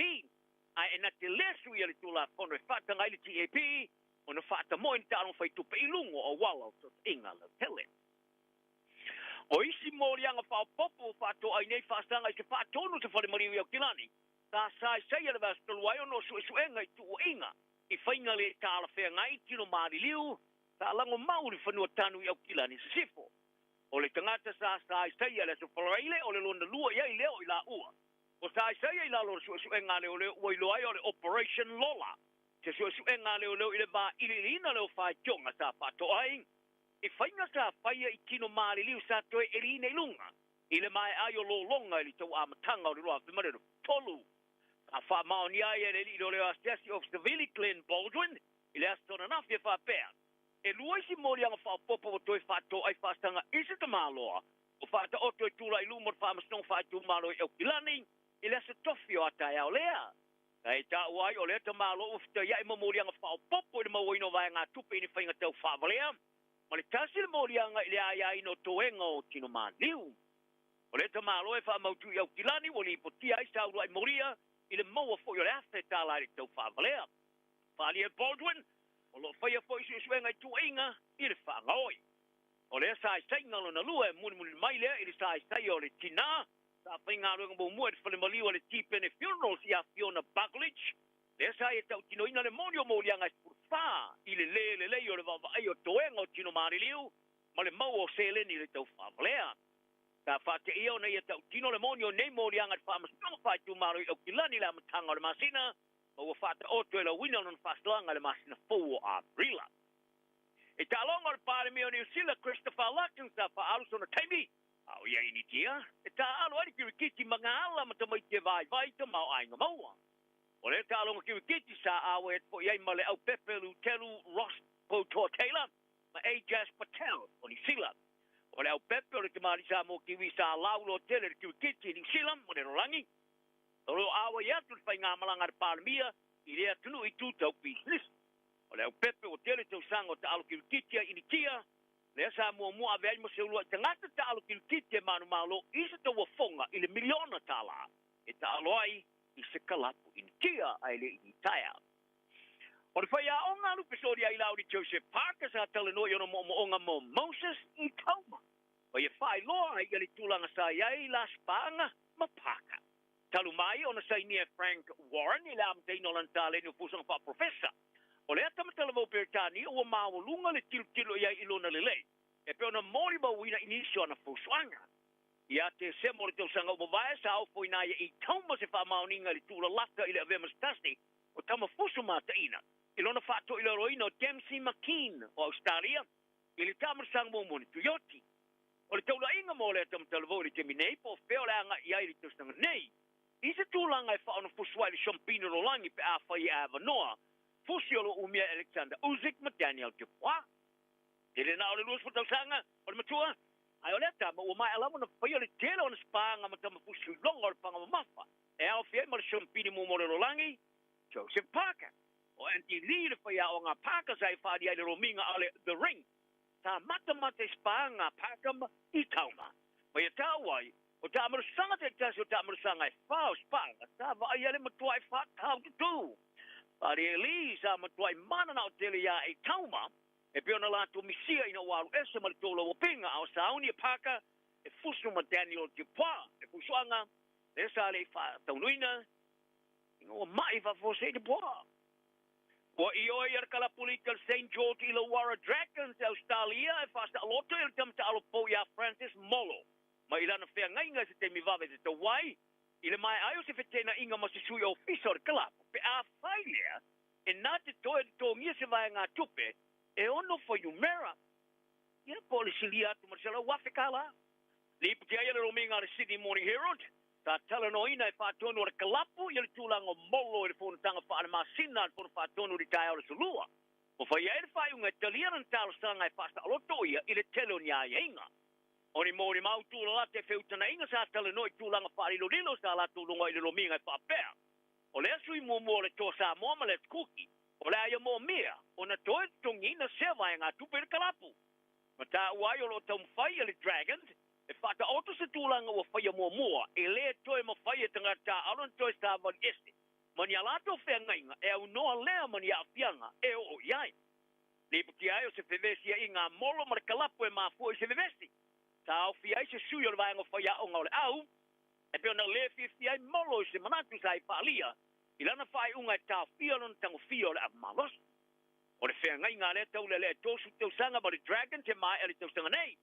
ai o ma na o le kalapu se tau I mo le tupe sa mo tongi na ia ele tau sanga o mawai pe a tilo ia e fai tau masina ele to e toleni ai pe ta alo e o tala nal ne yaso anga le leisi manuia le oli Ua na o le Radio Samoa se furulima iwa toru a mo e tautuaina o e ilaungangana fitu aso le vai aso.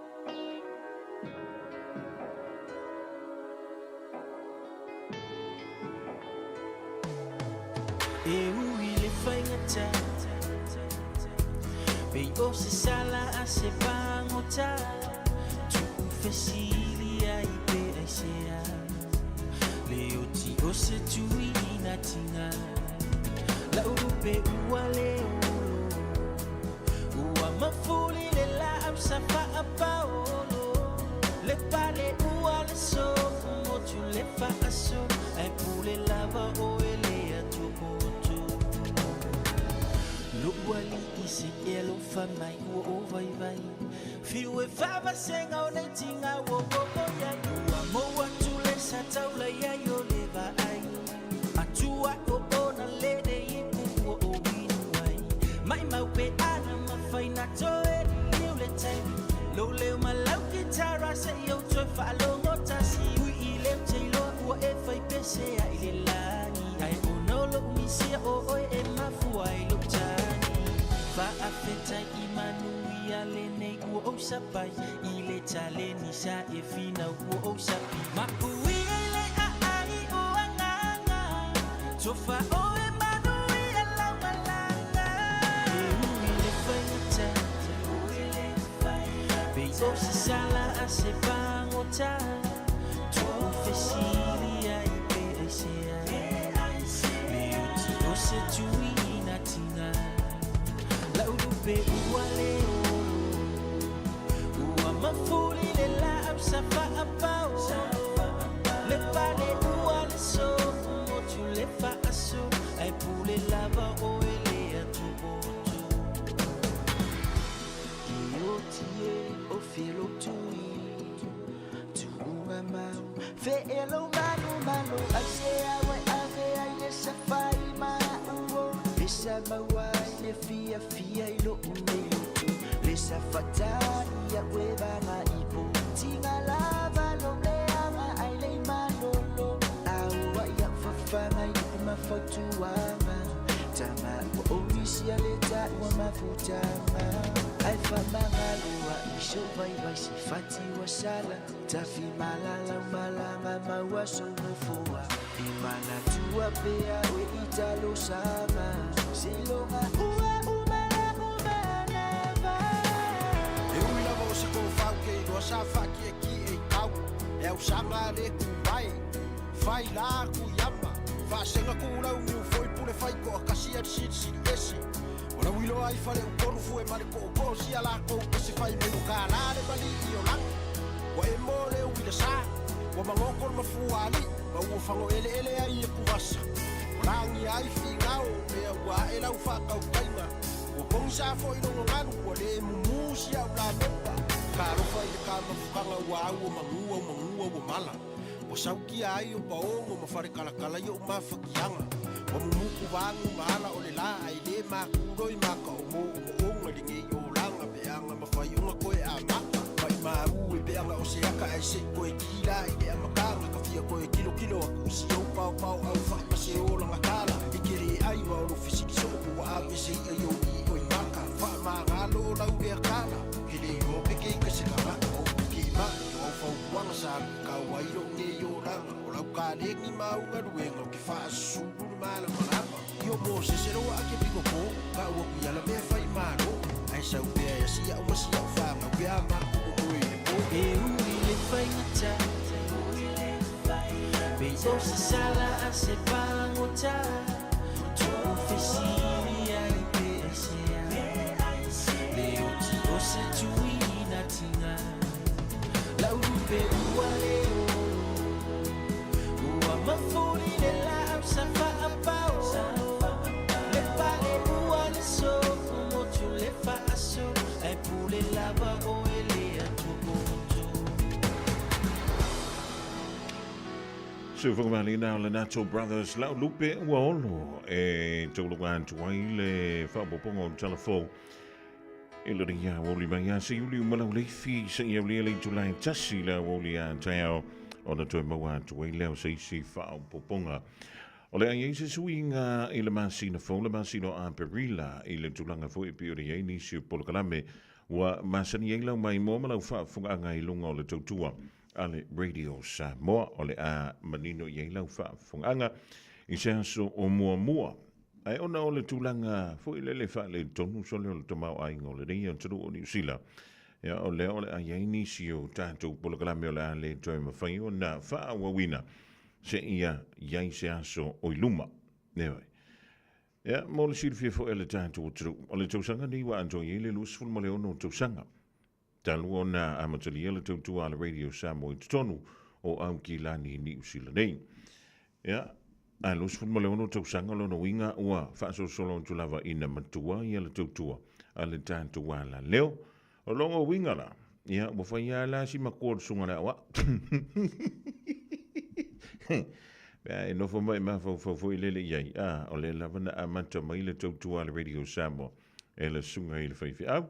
Ya Pastor Louis Bonifacio mo le faletua ya ani ya le tofa ya se mau mantai o sangala ya anto ai la le sunga ya le o ya anto vimit ya lusul mo le to sang a so e re ida u fa so ai ma ku si va ngale ya ai mo le toi malanga fa tai ya anto o sa mo i lang lang sua o te mo tua le amatali o la tua ma la o nanga fo le Radio Samoa. Ia o le taimi muli nā le na whai ai se tasi o tātou leiti o foni. Ia awala wale fiso soani lea i le wha le leia o nisi o vaenga o le tautua. Ia ma le tātou o nanga. Sa wai le tātou savalinga. Ua sawa le alo le teknolosi wha nei o na pō. Ia antono le lua fesfulu onoanga i le lua fesfulu ma le fitu. Lea na mawhai ei lona e mawhai o na mai mō mai. Ia mama ko karangoa aku i lunga o mengi o me puaka. Ia, o tele lopo wa fia ni au TV mani au telefoni wa ta ei tan wailo ava mai ya manto. Ia mako ke le o la ronga aku lo si fonga malo ma o folinga la le. Ia le walua felus fulma le lima ma lo fa tai. Ia antonu fo i wa mafana le tatu mafutanga i la bana yaini si utaimi. Ia ka ko ke fe ese hai ona o manatu o tangata. Ia wai le tātou muanga na foi le sa o le tangata i ona langona. E tonu foi le tangata i ona manatu. Ia o fape i mai lau langona le vaengo le holi. O kau sekseki oe, ia po ngā foi e kau whaale kongu lau sekseki. Ia ua e sekseki e piki mai le whana wa onga le tuku wa yoa onga se teimi le o toi ma. Talavantu ia Faleono fina Wilson langa aia. Ya fa before ia la ka majava le o tiano le lofi. Ma lo la vali le au solo ma lo le sila. Ele malo avjava le lungo tanto wala tele. Ya ma lo le sila. Io onisi fo ten. Se kia baku lungo le wala le makwa ma nga yel vari ngola pas. Ia ua umanga e whamangongi ioi i lau whangu fo le nga au mai o le le ngor whanwe kuchi. Ia po lea fo le ngor si whalele kai o le siti. Louis Vuitton. Ia nga. Ai ke ia wa erwa. Ai o so whafo se i me maska vare. Whalave lave mai atu oi. Oki a koa kuai. Ma lo tai au. Ia po lo wa wodi. Ia po lo wa fia fifo. O inala o le a tofo ina i tato. Ile mele ta ua o le toa ma le lava o le ono sai. Inisi o taimi e se mea la e alu i o tato ma fofo. E misi lava pe a tele ia ni mea o lo o fianga i ma oi. O anga mea. Ia o pili ua. So o maili sa ua pili. Ar watu wai mani wha la velave. Ia wha popo atu wai. Ma nisi mau mea. O lo o tato pisi ai. I lea aso ma lea fui aso. Ia, e leo ka kongi computer. Eo, o tanto. O le isa senga na o tanto ma masini ia o robotics ia wa ia le rivai ta. Ua fiu le tangata. Ne tau mawhai e fausia ia masini nei. E tai wha antutusa ia masini. Ma tanto tangata na fausia i le wha antusa o le tu. Peita iane.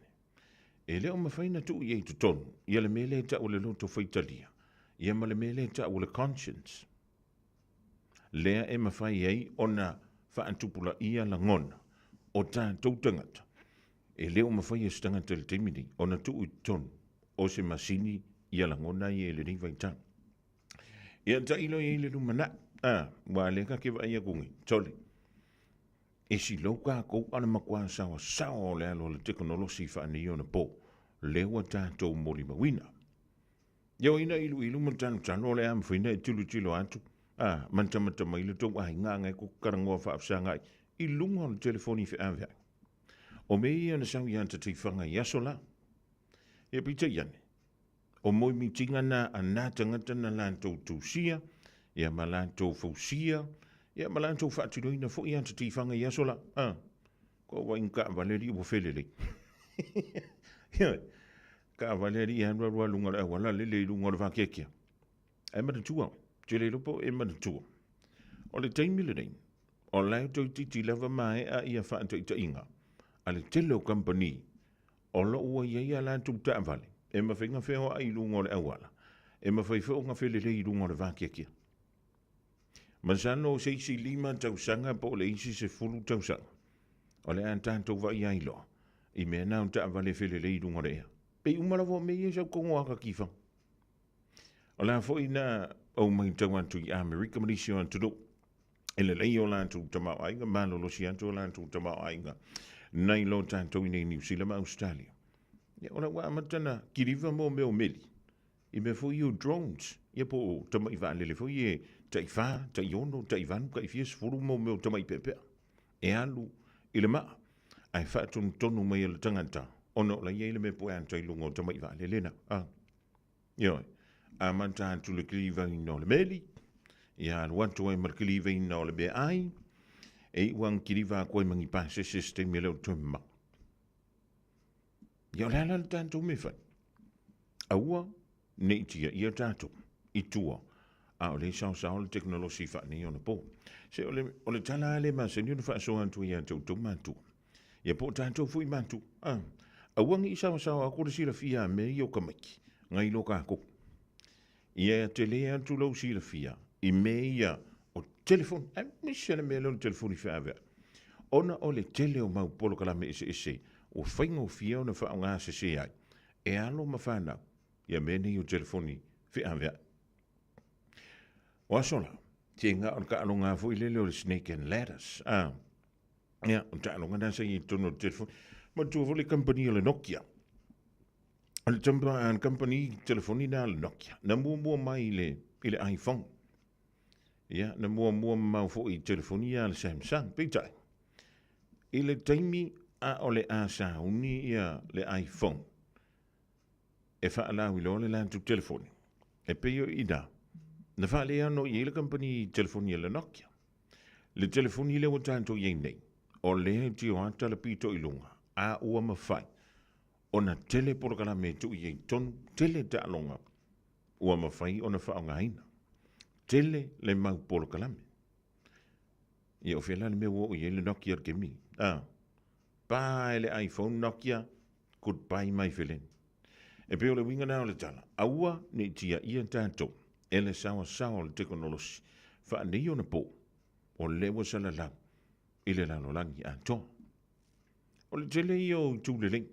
Ia wae le kiki whainge meo kelfongi. Whainge meo tablet. Whainga meo laptop. PC. Ioi. Whainge mea ngao VC. Ia mara i PC. Ngā nga whai. E whaingo fia ia a wala o sota inga. E i lea fiafi. Mo te ia lau tū i whafol mātou whai. Tale mara wai ngā kunga ilunga ia o le lang. Ilunga le lang. Tole. Masalo be se furu anga, se furu lua mori. E koi kikia pi whakasi. Alai mingoi mai ai mingoi ngai kasi. O whape hoi ka whiolai. Wa makango mai alien i ngei au kirang. E te wau toi mana tua. E iei whaasalau ngana whaasalau ina le tausanga e lua a whelua tolu. Whai mai le whaamatalanga. O le tausanga e lua a whelua wha. Lena te antune. O le tausanga le da. O le awha pe leo na mawhai ai. I so se vai pa no New Zealand pe awhi te whaanga ina le tautua ma leo nanga. A le company telefoni o le Vodafone i tono New Zealand. Ona e whaonga ina. I leo nanga lea a le kamalo o Elon Musk. Lea e ana satellite. Ia le whai mea mai lunga le whani mnimu. E whaonga ina. Ia le teknolosi whaane iona po. Ma whaingo fia ai. O na ola le telefoni. I so se pito nu o New Zealand. Maka ukia. Eo. O wape. Oi ka fiolai. Pe ia le la kau mo i mai a kifang. Ia marangano ia. E le io satellite le ai whioa i mai lunga le whani mnimu. Lea lain ma whaina ola an tātou telefoni. Inu ui tua o New Zealand.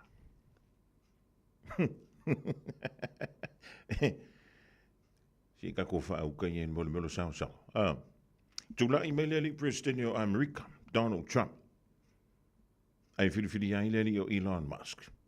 E avea ma se tasi ona fau tu. Ai alua kurka malo ilunga. Fai mai le sain fo ilele po le fa alo. Ia asia mangi ia sola ka fiolai. O le waka kola kalaka kwa le tulanga fo ilele.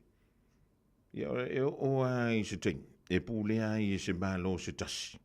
Ia po se antunu se tasi. Ia antunu umalola. Le a waka uwa vala mai ata. Ia antonua o se teimi o iluma. E ono tupo mai hele dame. Ia se kako wha au karai. Ka violai. E ka fefe. Oronga winga po fea ka ke rafi. Ia e maua kwa ika e sakeriki. Po fefo e malanga ele sunga ia pa o Pinanti Williams. A wala wale wha le leia orona soi fua malo noi. E maua kwa le Starlink. Maka ukia. Le Starlink ngai kasir ka malo Elon Musk. Ia lawa ma whaife ona whaonga ina ai tutongi i Samu.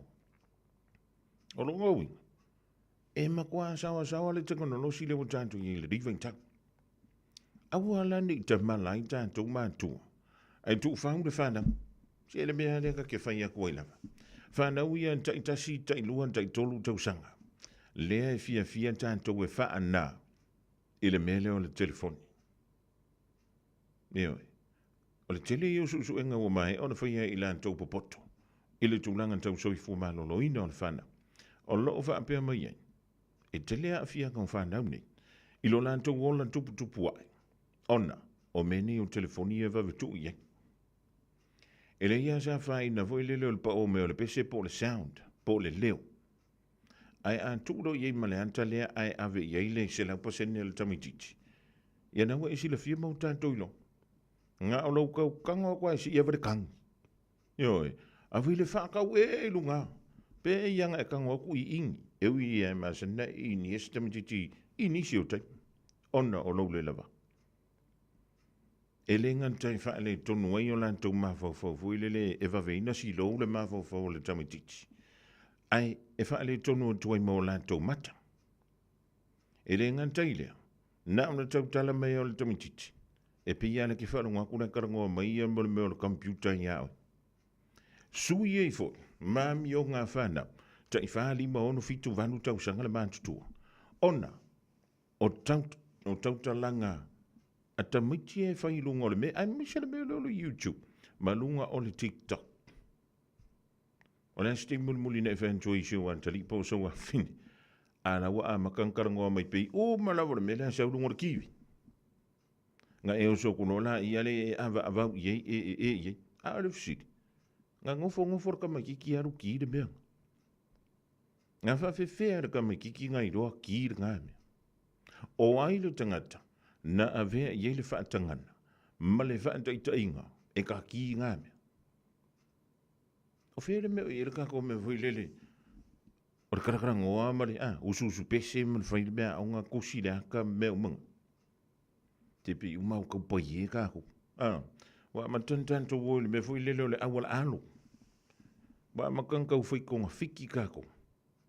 Ai o lona leanga. E pa ua le tingaina. I lunga o nei whana. Kanu ai. Ua makua au ngō fie tanto.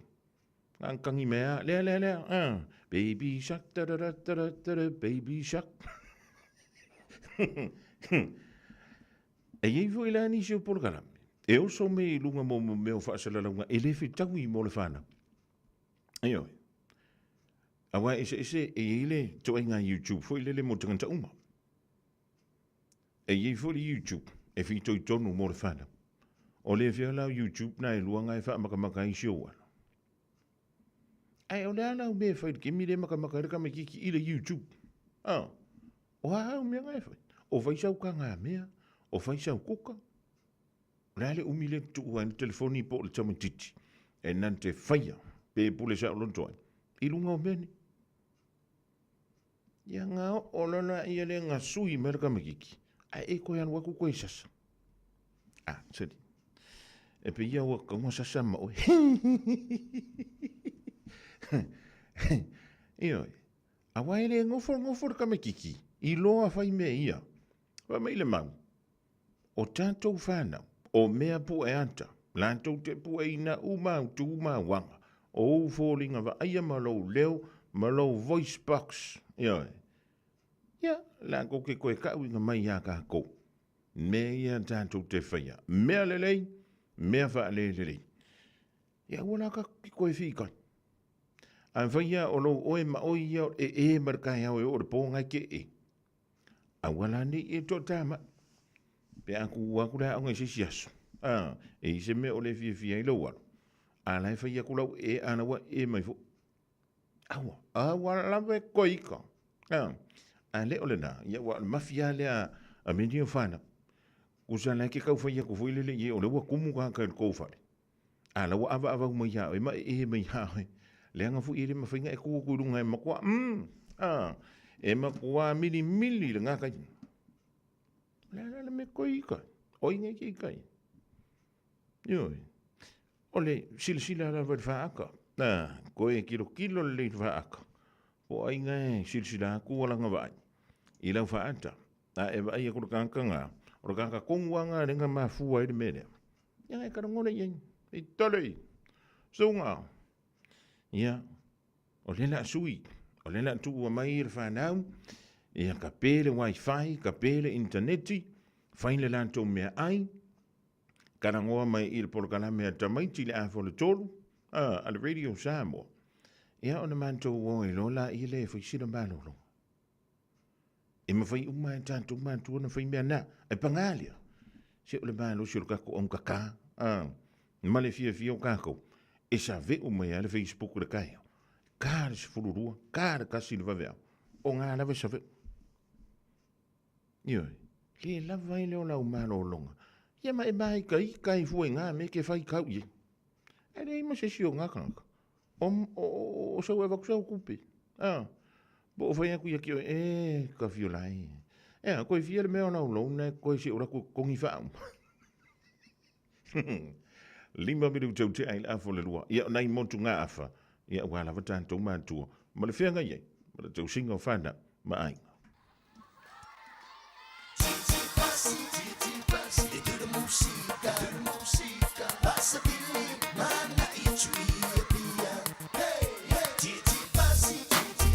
It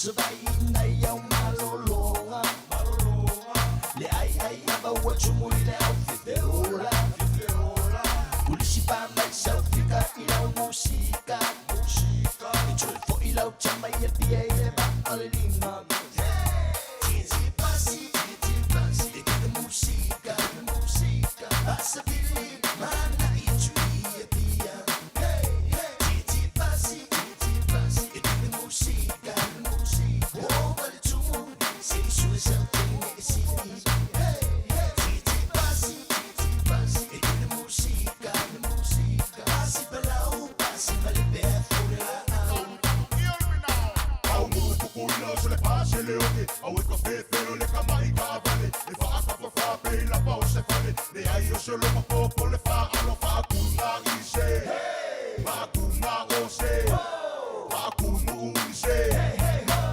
Se le panga ele lava lo pasa se li cam Pasi le au rasta Tu i tala Pasi le au rasta Ole pasi le au rasta Tu i tene au Ole pasi le au rasta Pasi e te música Pasa pili mana i tui e pia Pasi e te música O vale tumu se i sue sau tene e sini Pasi e te música Pasi palau, pasi vale bea fore la au Pasi e te música Pasa pili mana i tui e pia Pasi e te música O vale tumu se i sue sau tene e sini Kapiti with the Cousins follows me, Jade Lee Walker, And me, Kuraturu Whenua, as we deal with kaupapa Māori in the way we always do. with a cup of tea and a kōrero. Cheers. Sometimes it's funny. Sometimes it's serious. Nā wai tēnei mokopuna. But as always, he kōrero noiho. He mana tō te cousin.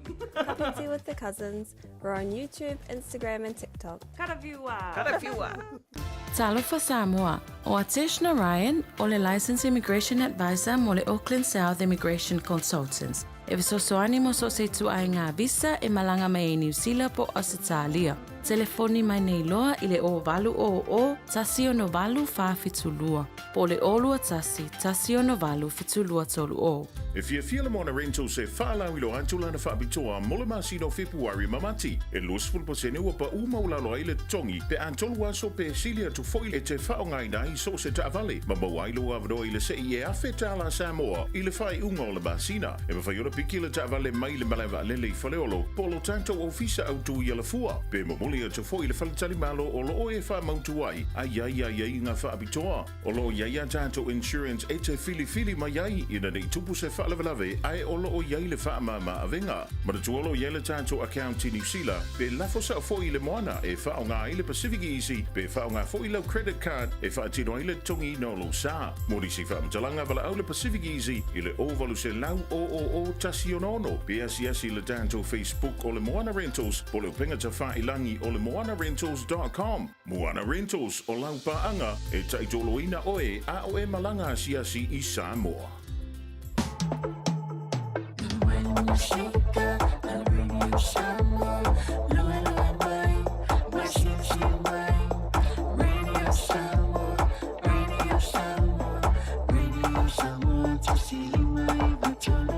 Radio Samoa.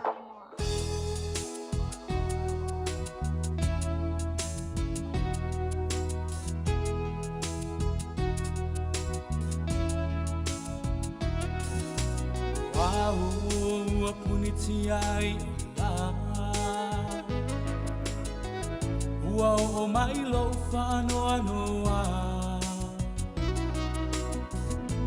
Ma fau nga, te pupe e soma. Vai lo tinga talu ai o e funga. Olo mua lo failing tamai.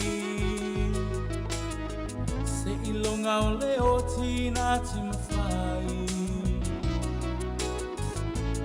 Ai tu ia saula va se aso Awa se tali ona yo na Tu ole lang se mai Se a ole sami se tano mai Uang tole la saule tong sa Uali lo tu ai o foninga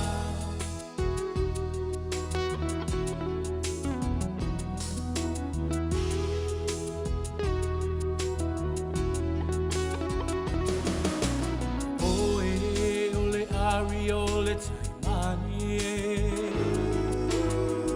A o itau se maa e ta male vale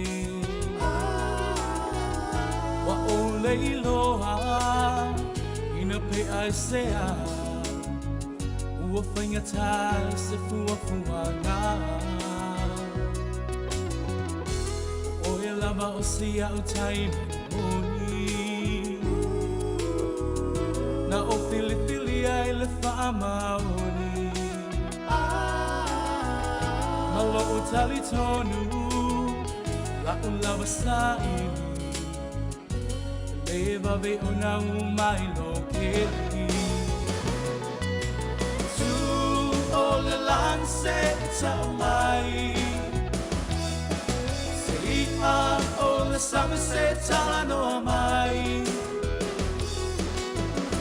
Uanga tole la sau le ponsa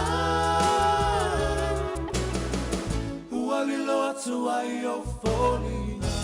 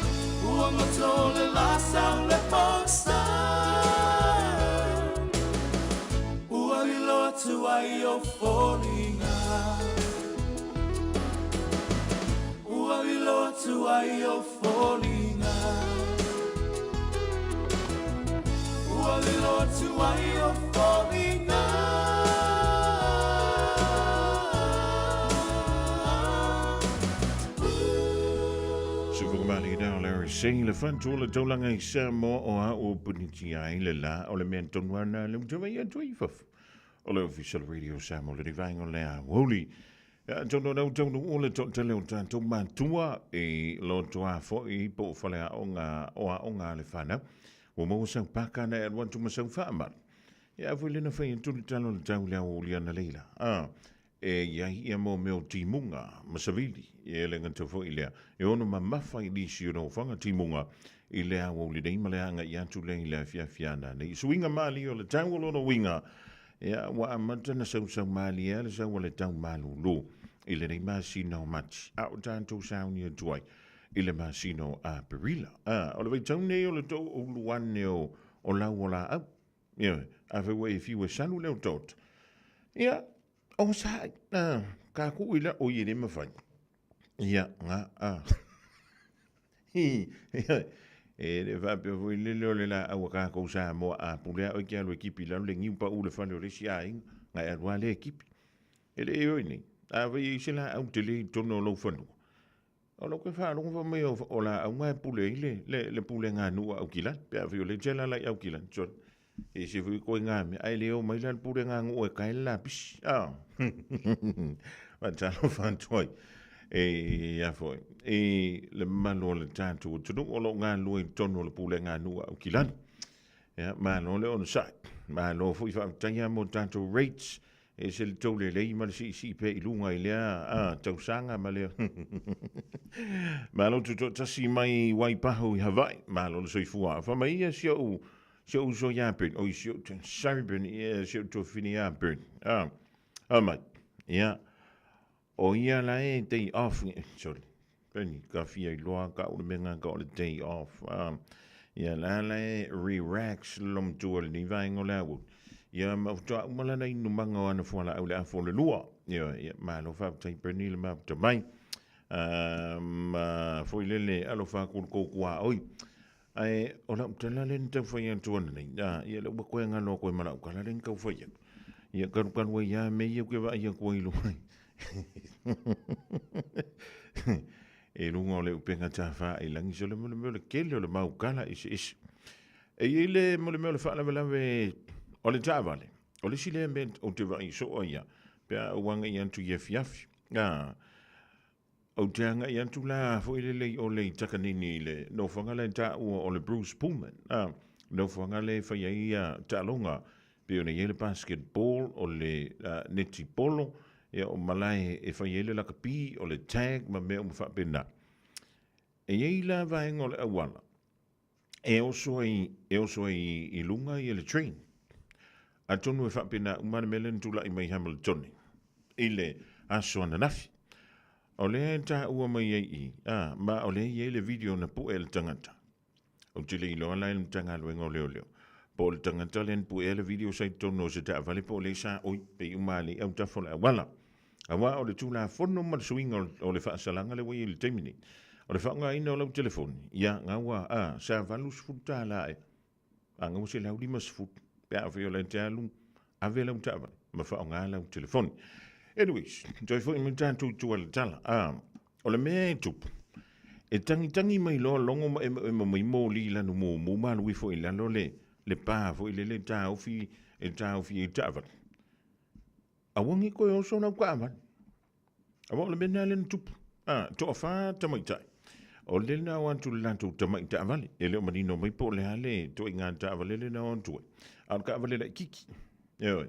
Pe uma se Hyundai Getz foi le po le Holden Barina. Ta avale la tifa pena. Na wantu la.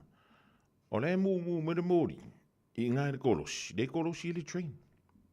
Ia ka ilo ye. Le ngalu te vai e tu fiu maulanto falling. Aina tama whai e kolosi lunga o le awalo le train. Ai maua loi le la au wha ala vale a luifo e polo kai tawat. O le me wha awitai ai, le alofo le tua le mata upule. O le na vave ona mawhai, o no ese ma le tawat. Ma au te ilo foi ai se am foi le plastic. Ia pele ma mawhatele le am le. E wa le mena le utupu tatou mehi a vape. O le koe whanga ngilau papu. Ia wanga le pā ngau. Kusala o mea plastik lau wha o ngā le vai temini. A wanga le ruakua o le fia ko ngielanga tike le ruakua. So, anu le ako. Na mea la nau tupu. Anu wifo le am. A le kolosi. Ioi. Ua emo mai le mori. Ku. A wahen te le ilo le ben tupu. Pe o mea kula vai pengsingi ai pe lau ka wat. Ia pe ki kau waku le ako ai pā le am ku lau ka wat. La lau me fai pe ava apea. O la wo o mai train le me faina be to wai foi na te tala le fai to. O le me fa tai ai. E man tu wala vai ngale no tu ta vale. O lo te vai entui. Ya masano on tai lus fu mon tupu tolus fu mon tupu. Ai fa pe fiala pe ana fa pe o se si o tanto. O tamitia o ngale tono le ta vale le temila. O le va ve mi ngoi me le ka mekiki. Ai me se pe fa pe o le fa na wich. Le fa mau tono kasits. Ai mawala o ele am lea o le rail, le poloka mai e ta avale. Ai se kolosi na foafi. Wa laki fo, o le hea lui fo le mo. Ai ia o le vana na va ai mai fo le ave train. O le ele ta avale le ilunga o le awal. Kusanga o singa kama ipa ia. Ai ana fa pe o le sawa le sawa ile no foafi. Ile teimi lea o lai tu o ele ta avale le ilunga o lona awal. Ia pe ia me ia sau ia kifa. Usanga le pā ka api. Pā salala. Ioi, ia, ngā waili mau leo tātou mta pule da. Awani o tātou tofuina. Mea nei o no foafi. O le no foafi. E tai tutusa lava le malemele o le vaa. Ioi, vaa le iei vaa te tele. E re vaa pe kua kuro ka haufi ku. E re he. E ka haufi ofi fuko a ku. Ie le pe fo tātou tāwali. Ja, tāwali laiti. Ie wai vaa pe na fo le lodi. E le loli e kua fo i lele kua kwa ka haufi. Kuro. E fo le lodi. Ie e pā kosor ka haufi.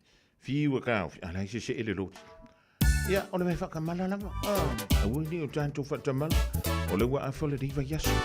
So e valumiru teo na tāle o le tūlai tolu. Tāle tolu. A wada atu tala i vei whanua. Ma tala i tala ngole ngana peritani. Wa e ka walu ea e pikire whana wa onga. Ie male o futino. Le aini o na se vai. E fōlinga mai o lo tausa. Ili sina tupe mo sana mea e ai. Oi se talofa. Alu toto e ai ni o na wo le ilo fo so na ia salu tu na ma tu avai le o le fana o le manu ia le na mo aso asa se ai na o la fia o le lo fa uangia ngia o le tofi mai le atua o le fana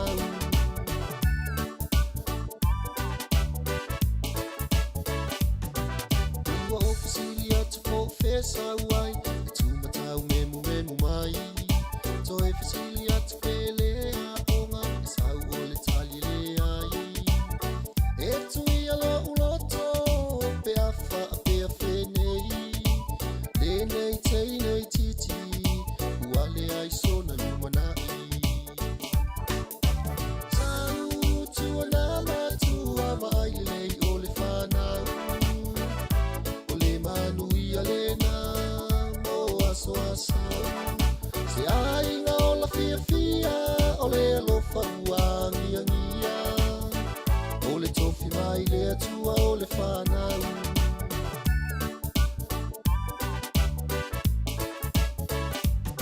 o se va ai nga matua e whai mawha manatu o te tupe e mato e whangu o lo o tupe a lava yasa whai so e ofo ai pea o le loto vai lau whanau le olo na mai le atua Lolu mana i le na ini aso olo o mua mua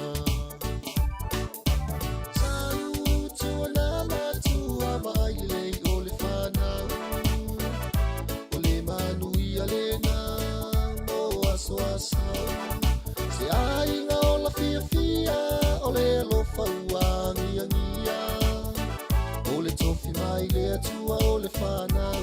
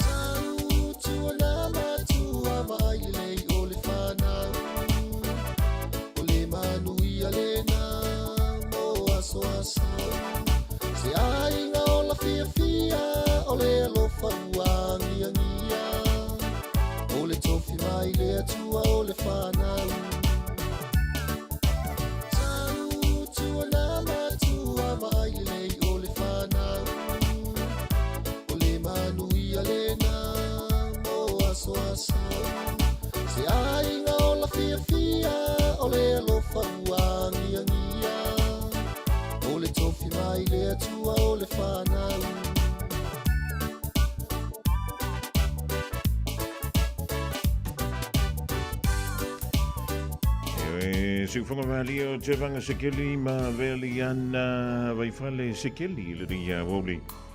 Ma le pese na tau tua na whanau. O lea soi fua ala pantitonga ngai. Amelie Famona.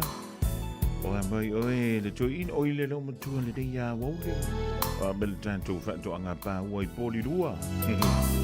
Malo le o le sai malo le tauan tai. Ya o singa mea kongu. Ma singa mea oka. Tale tolu tala I vai whanua.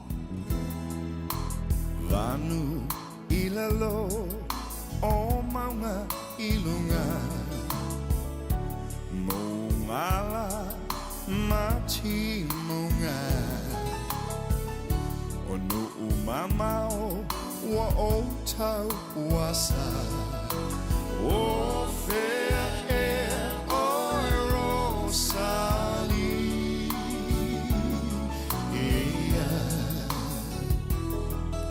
O oi o lo ula lo umasina. Tafia luese malene hongisa. Wau tangi atu ile tua le tama. O fair air o rosali.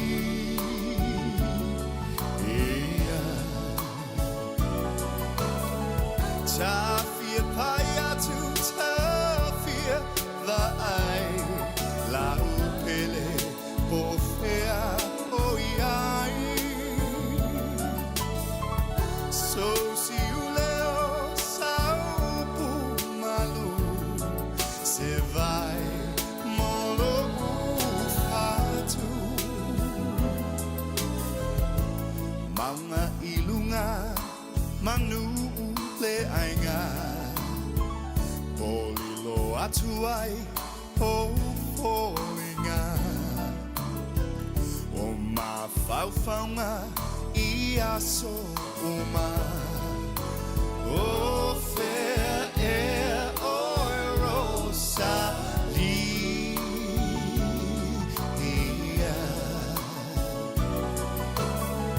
Tafia vaya tu tafia vai la upele o fea o iai. So si uleo saupu malu se vai molo ufatu. Vanu ilalo o maunga ilunga. Mongala mati monga. Onu umamao wa ota wasa. O fair air o rosali.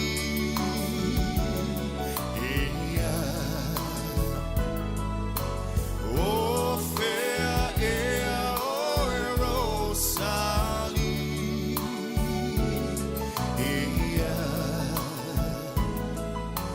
O fair air o rosali.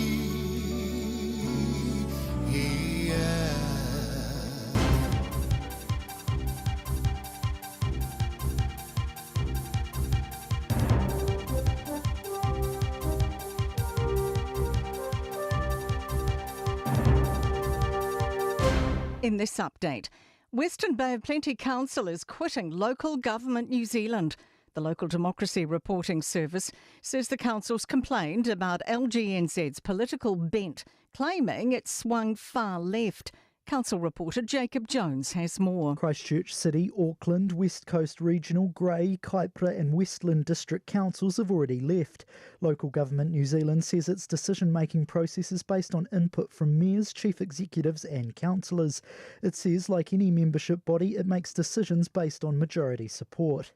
New Zealand's current account deficit is narrowing, pushed by tourism, dairy and meat exports. Stats NZ says we imported 26.4 billion more than we exported annually to December, about 6.2% of GDP. Here's business reporter Michael Circle. That figure compares to 27.3 billion annually to September, about 6.5% of GDP. Overseas visitor numbers are still below pre-COVID levels, but total overseas visitor spending is now higher than before the pandemic. We've been exporting less fruit, but earning more from milk powder, butter, cheese, meat and offal. New Zealand's foreign minister's coming home from the US with more certainty about our trade relationship. Winston Peters has been speaking to lawmakers and officials in the US. He says they discussed potential tariffs. We came away much more confident than when we originally came here. Donald Trump's forthcoming in hopes of improving relations with Russia. Despite speculation, he'll be outmanoeuvred. The US president called his Russian counterpart this morning to pitch an end to hostilities with Ukraine. The Kremlin's agreed to pause attacks on energy infrastructure for 30 days and to work towards a ceasefire in the Black Sea.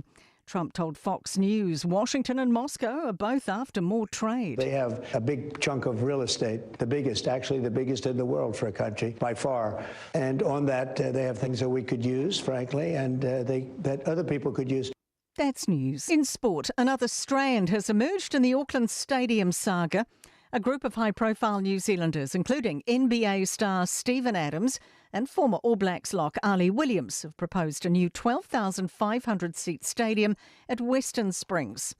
It's understood representation from the consortium presented their plans for the new stadium in Auckland to a closed session of councillors last week.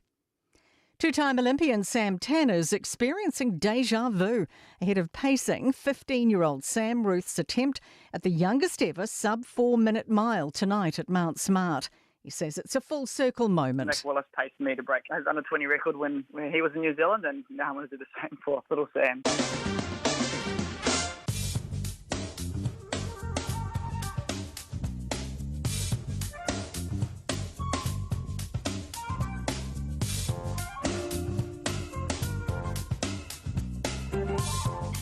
Ole dau whawhangana turu o so pōna o tātou tala I vei whanoma tala I tālonga o le vainga lea woli. I le ngana peritani e whaatalawa atu mātua. E whapefo I le whānawa o ngoleu tua o ngā to maiti. O me o tau ea mai a lea onga I le reifo. Ia so wha mauru spa tono le taa vale sui o whaonga I le whale. A whaiwa sulo ulo malo o whaonga po lo tino wha mango le rei. Ke wa mai se si o tau. Wala official wa I tau le anga iantu I le poa na nei o le anto ulu wa solo wanga ma mawhati munga inisi o nau whanga I le awa o le nei I whaasolo antu I le poa na nei. So vili angi mai le tui sau te sisifo I whero lolo le angi mai inisi o taimi. O le angoto le la I le toe lusfulu lima midu tele I tula valu I le poa na nei. O le ma whanawhana o le ea le temini e lusfulu tasi tikiri. Ma lui le poa na nei se fulu ma le tolu tikiri. O le ngai antu le so antai au le whamera official wa ai tawe o soane le la I le lusfulu tolu miru te te ai le fitu I le tai au. E ma tele ina langi le lei le tau se I vangara ai le awa I nisi o taimi o le tai au. So vili mai li tu I saute. Ma talawa antu ia inga wo me ma sani Samoa le vainga nei le tātou tala o le tau. Mo o tau. O au sasu sa vili o le mata pololo o fitia I pēr Samoa pitai. O se vaenga whaatupula ia o fitai inga o sa vili ma te munga o loo anga I mali mai I lunga o le atru whaatasi ai ia ma winga lolo wa o le tau. Lapata inga mo te munga ma mawha ua wha malo sia nei mo lau whanua uma o Samoa. Whautuanga mo lo longa ua wha malo sia nei mo vai tafe uma whapiano whanga ea a fia ngō fie. O le venga mo le so I Samoa I ta apesolo I timunga ma e mamawhai nisi o teimi whapia ma wila ma whai tili e whaatau tau savili teimi o timunga. O le venga mo le so antea mo Samoa o le anto uluwa vasalo I timu ma e ono whiololo le mamawha. O tūlanga nā peore e winga o le tau I le so e ma le so antea o e le ngata mo au kilani e whapefo I lo tātou whaasinumanga I Samoa. Talofa Samoa, wa ule nei o kaasfuti alu, a wale sui alingila wa ule kio. A eva mai ina se fudu lima iwa kolu, a mo, Radio Samoa, vevela a.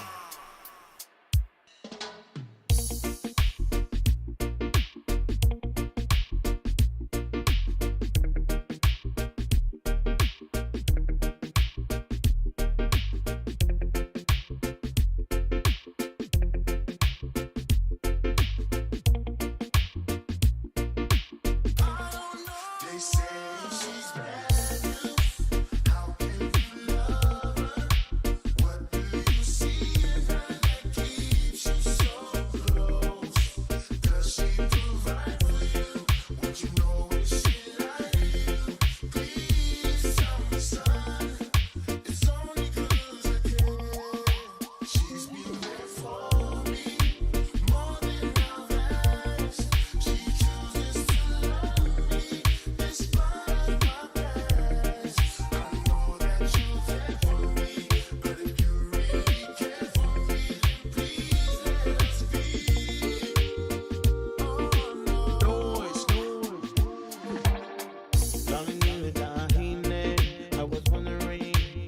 le toke si fefe.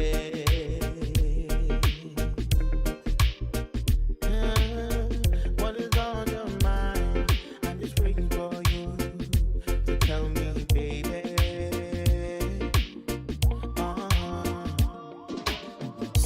Feel my bed, quédate out, so I know I'm on your mind.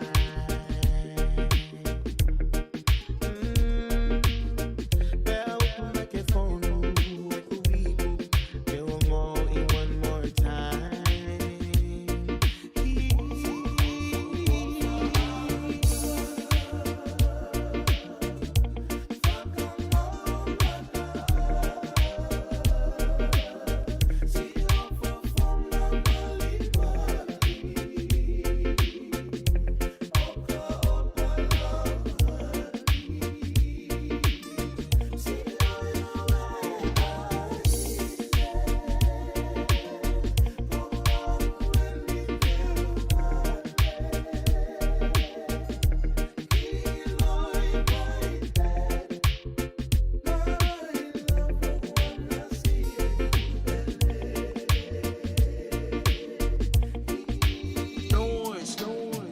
I've been waiting for your touch so very much that I know when you're around me. The way you make me feel, the way your love is real.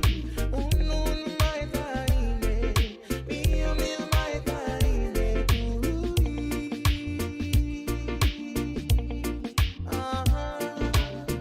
he touched my bed, so I know that I got you, baby. Oh, no. The love is just the day I found you. Man, I'm doing my best over. I'll love you over and over.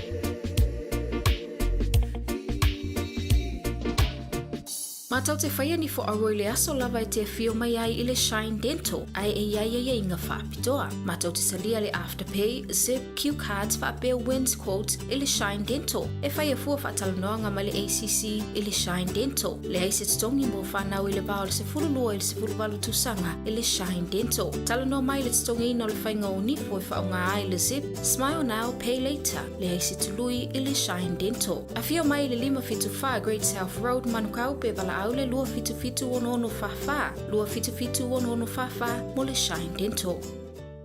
Avia maua sosa, Omega ka, ia maloi moa, Omega ka, sabale tau mo fie, Omega ka, fili mai loi le Omega ka.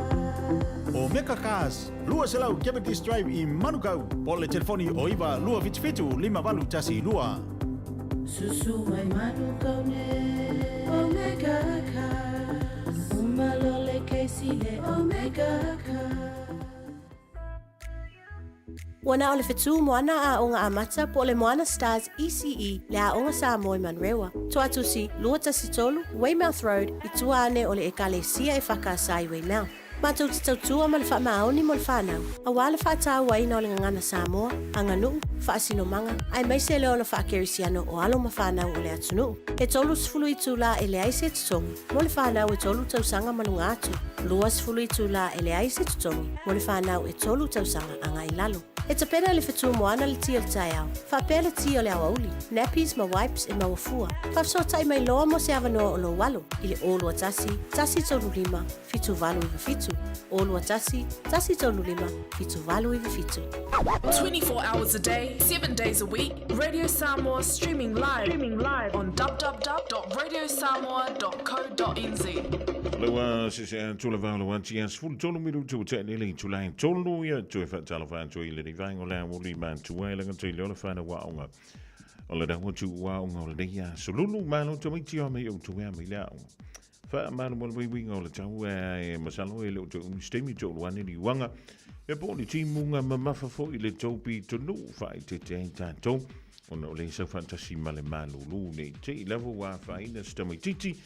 Ja, ole le tai le dei fu quanto mua ole tausanga ya maila onga le ya so sa ya lula onga pole sa lo fu le fale ali tomit ya le fa yo denti tono le tava le fa maulo fu si pa tono le ahinga sui of wa onga fa so me ai fu sina koma sa le vai ya mole tato pole kala meda fu le matali langlo de malo si le fale ofu ya e mo mi tiafu ofu ma fa na fina lo mi to ninga a inga ya o fala putonga ya ma so se fa mo la pe ya family reunions o fu maliu tulanga mo fa pe handa lo walu la vai lo ngo le fo o le tato Facebook ta ilalo le UNKOZ PRINTZ Uncle's Prince yo inaimo o mai lava e fa tulanga e winga in le totomola danga le Uncle's Prince o le wala tu lang wina fo le programa de Silimatali mo le fa now fa yala tanto sei ile a woli e po le fefi fo las freely a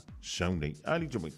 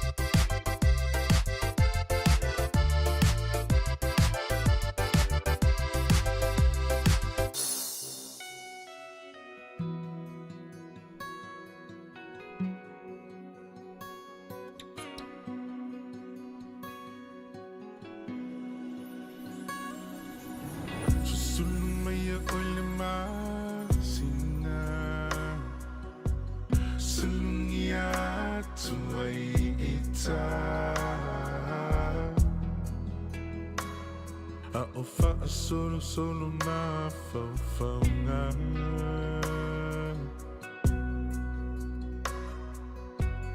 Whipula whi mai whitu o le langi Angi malu mai le matangi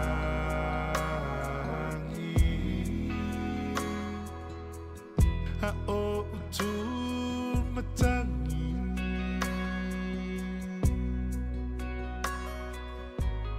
La upenina o ngoto atu La ulupelele walele matu For ima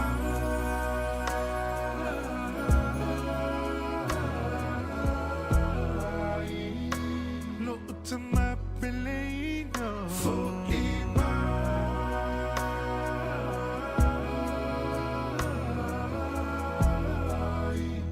Tato if he ever aya Tafito ever aya too Isi o tino Po feo ai Tamai talasio mona mai Tafia languna lule Po feo ai Tamai talasio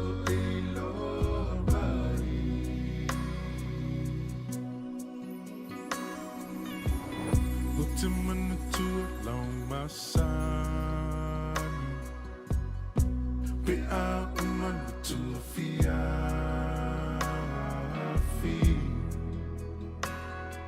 If I ise upua popo ai It's if I my lover alofa Alufati so sektasi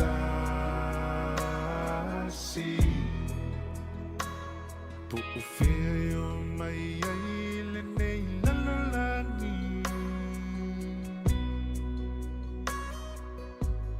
La ufana upele no Ya oto fe alufani Ya mana tu alatina pele no Lunga mali umatangi For ima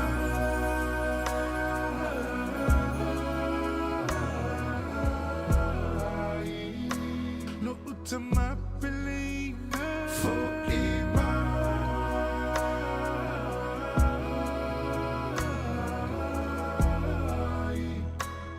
To feel the aya To feel the aya too Isi o tino Po feo ai Tamai talasio mona mai To feel anguna loli Po feo ai Tamai talasio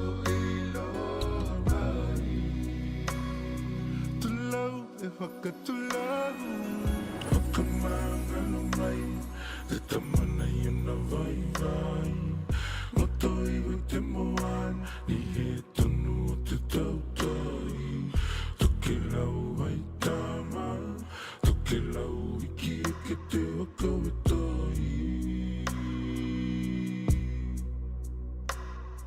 Kai ki te tua Natalia e toku tamana Yeah, you mauna kaol E gitota na manava Halo kolomo No haita we te tua Loi mato E mi alila koe te tamana E te nei o langa Te hita e wakalonga atu Ki tau kalonga For ima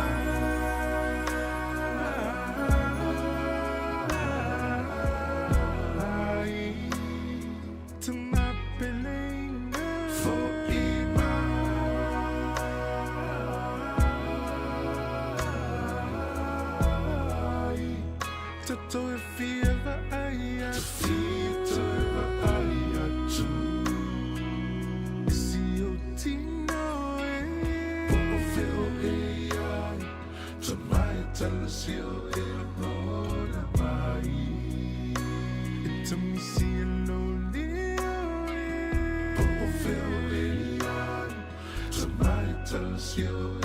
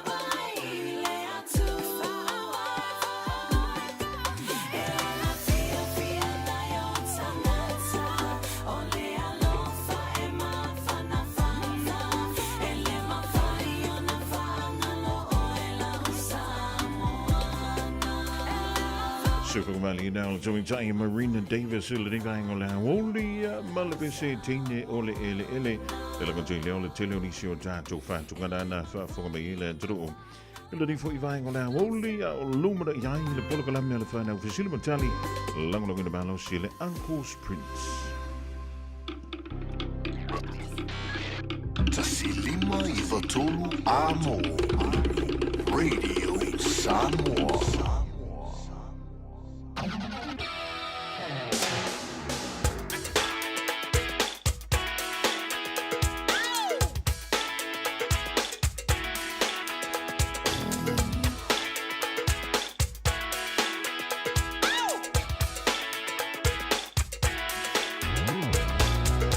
Lua mala family chumteni le afro le tolu fa tala fa tuai ma tua langa te le fa na wa onga le tu wa onga le dia solulu tala fa le tamu tua mi o tua mi la onga le fo ya so sa ya onga e po le sa no fo le fa ya le ole tanto numera me fa ona bala mi o a mo se tani o tanto sili ole tolu fitu tasili me tolu fitu tasili even tolu fa no ilo te polo te dape mfiona e vala au mai e po ole to ina foi po le lo matua anti po anko po lo uso po lo tu ngade matua e ale li e mai la unga le dias le wa mantana sa le bandu na no malo o fu ma fa na le ya le ye wa fu le ngan fe ko nga lo tina po lo te mai te lo malo o fu ma fa na yeah for me it's too hot ya wala ona na wa matana na Itali na wa matana tafilo wisu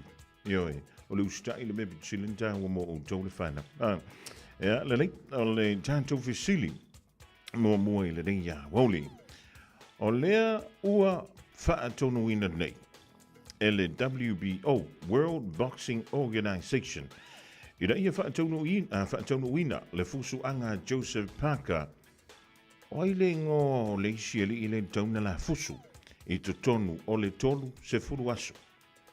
O ai le ngo le tamu fusu lea I te tau. O na mai a le tolu se furu aso. O te tauna fusu man Joseph Parker.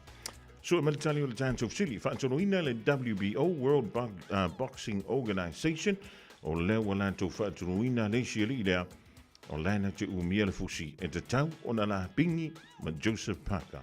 Po la uli lupe soli ai Joseph Parker. O le visili, oile ngō le tamafusu, le tauna fusu mapaka, I te tonu o le tolu sfuru aso.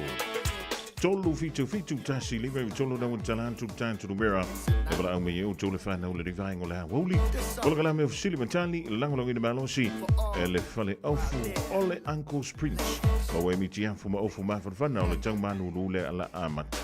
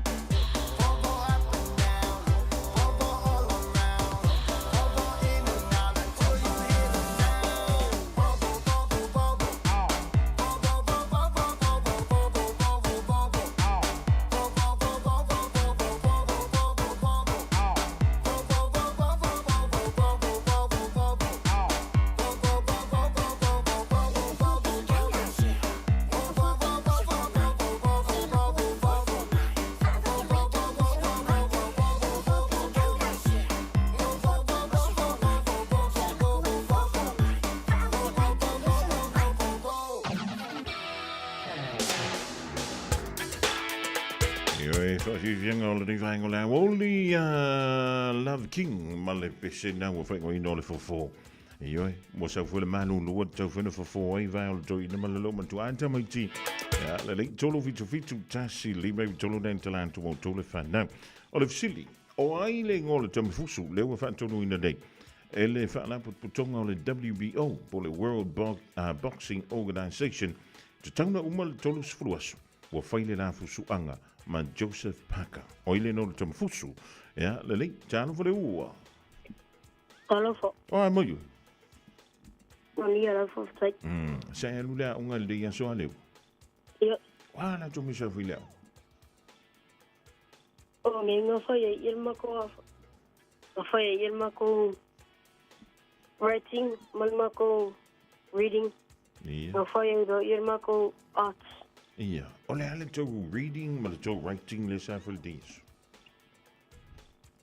Ole writing fa ye ilma ko fa.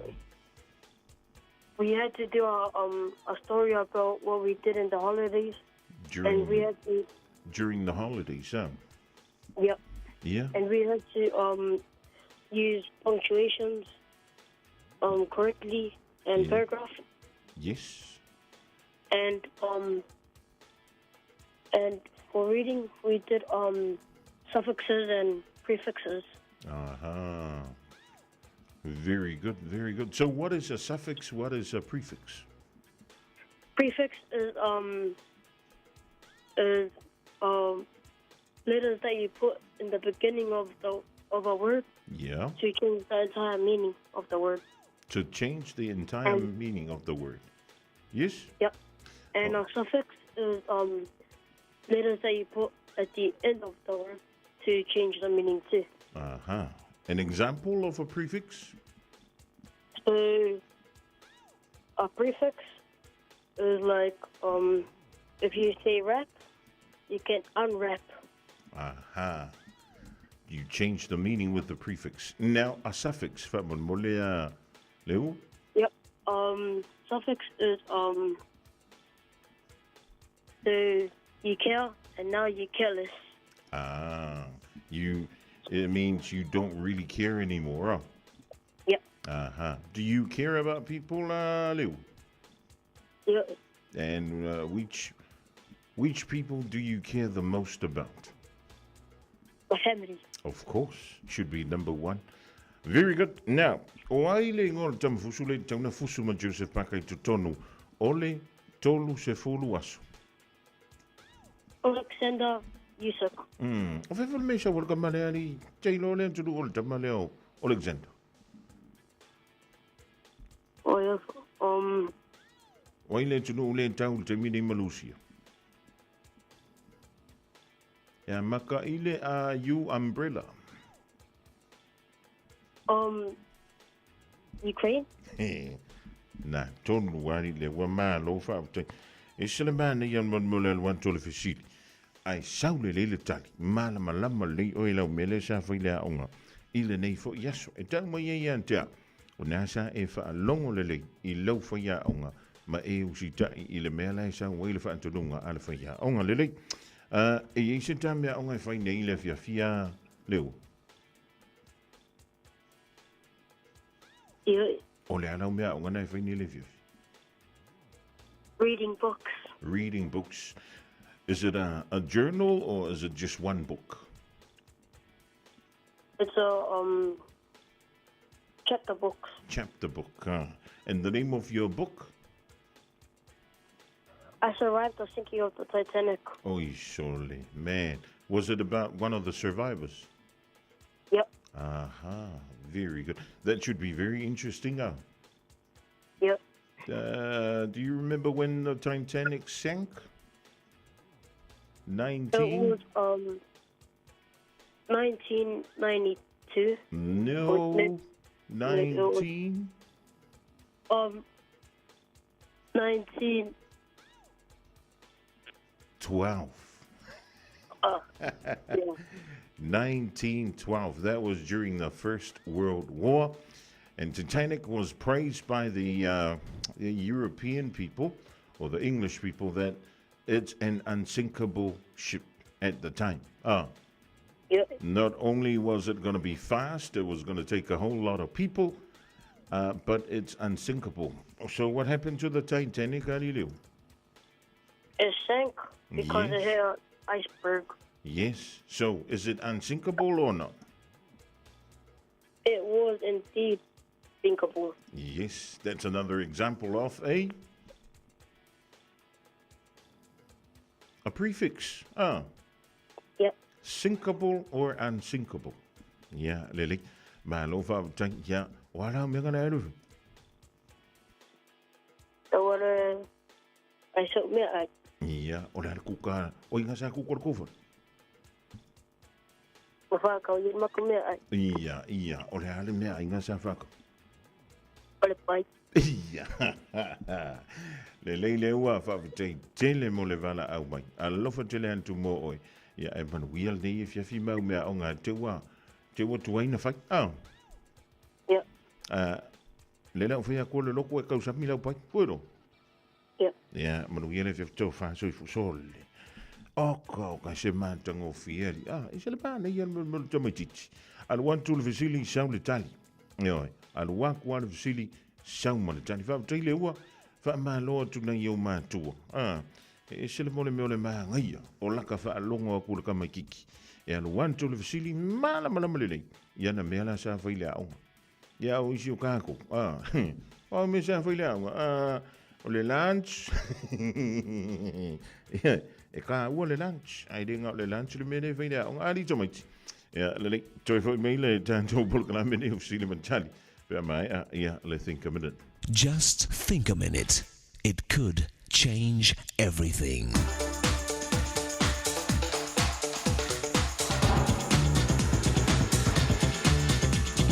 Think a minute.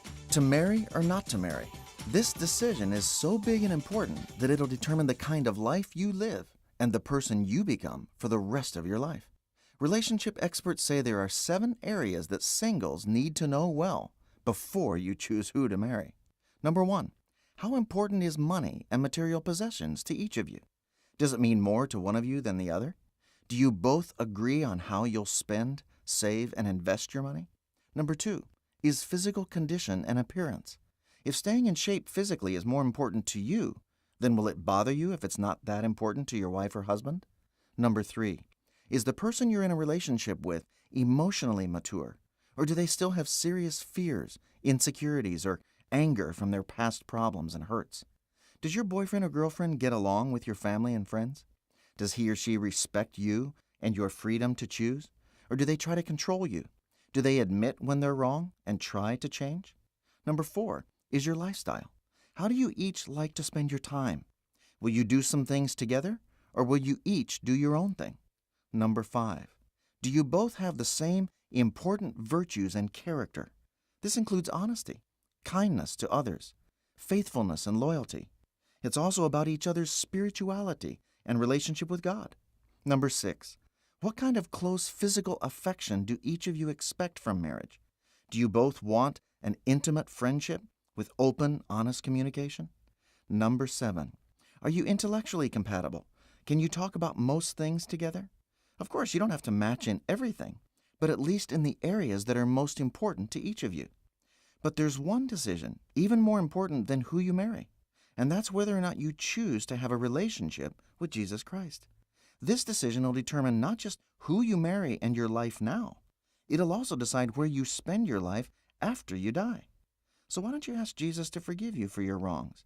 Then ask Him to lead and control every area of your life, so He'll help you with all your decisions, including your very important one of who to marry. Just think a minute.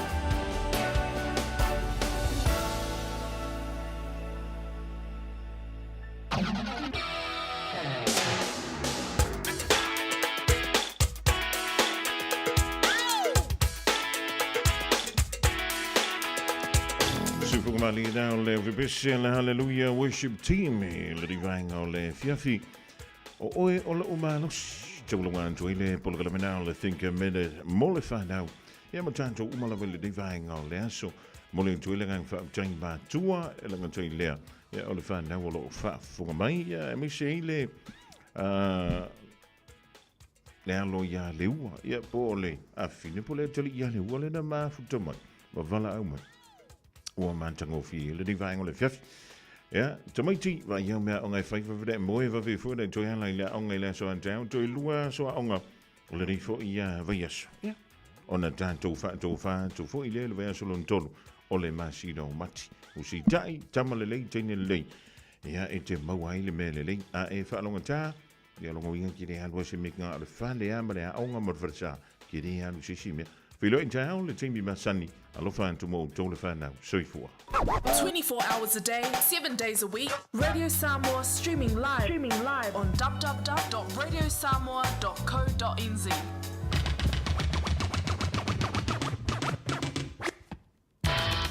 Wa se ang tula wala wan sila Radio Samoa toi valumidu tona talo le July 5 ya wa tawulunga toi fo indama sto mo Samoa le rivainga o leso.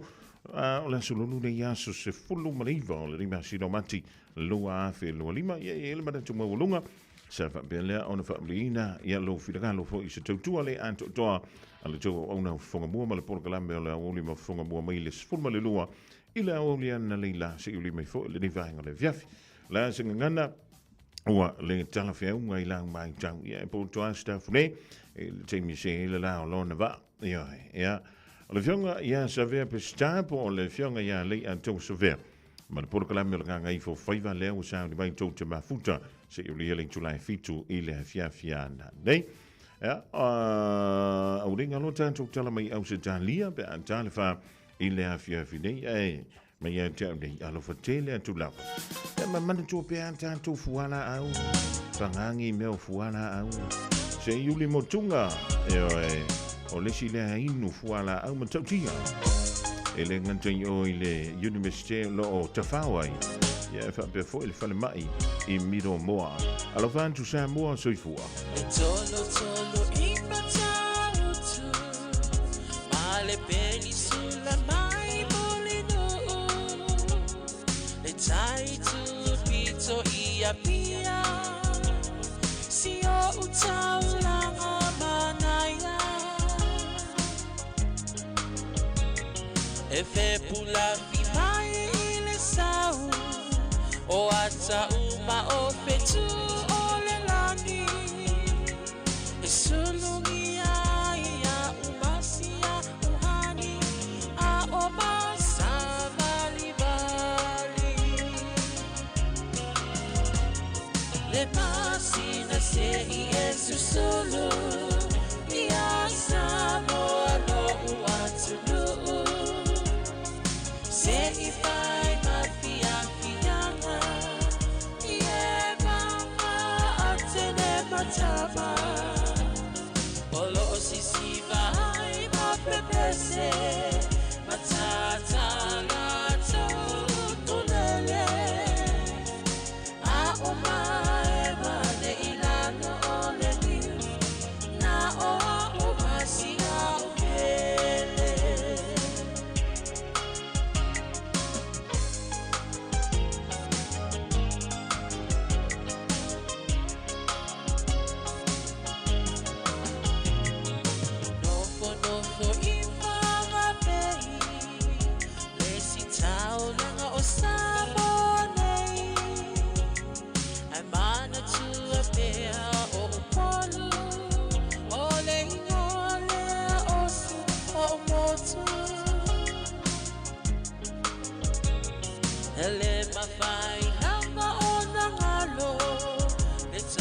Tafe mali o mai singano Olo ono hai tine matama yung alona awala lau papa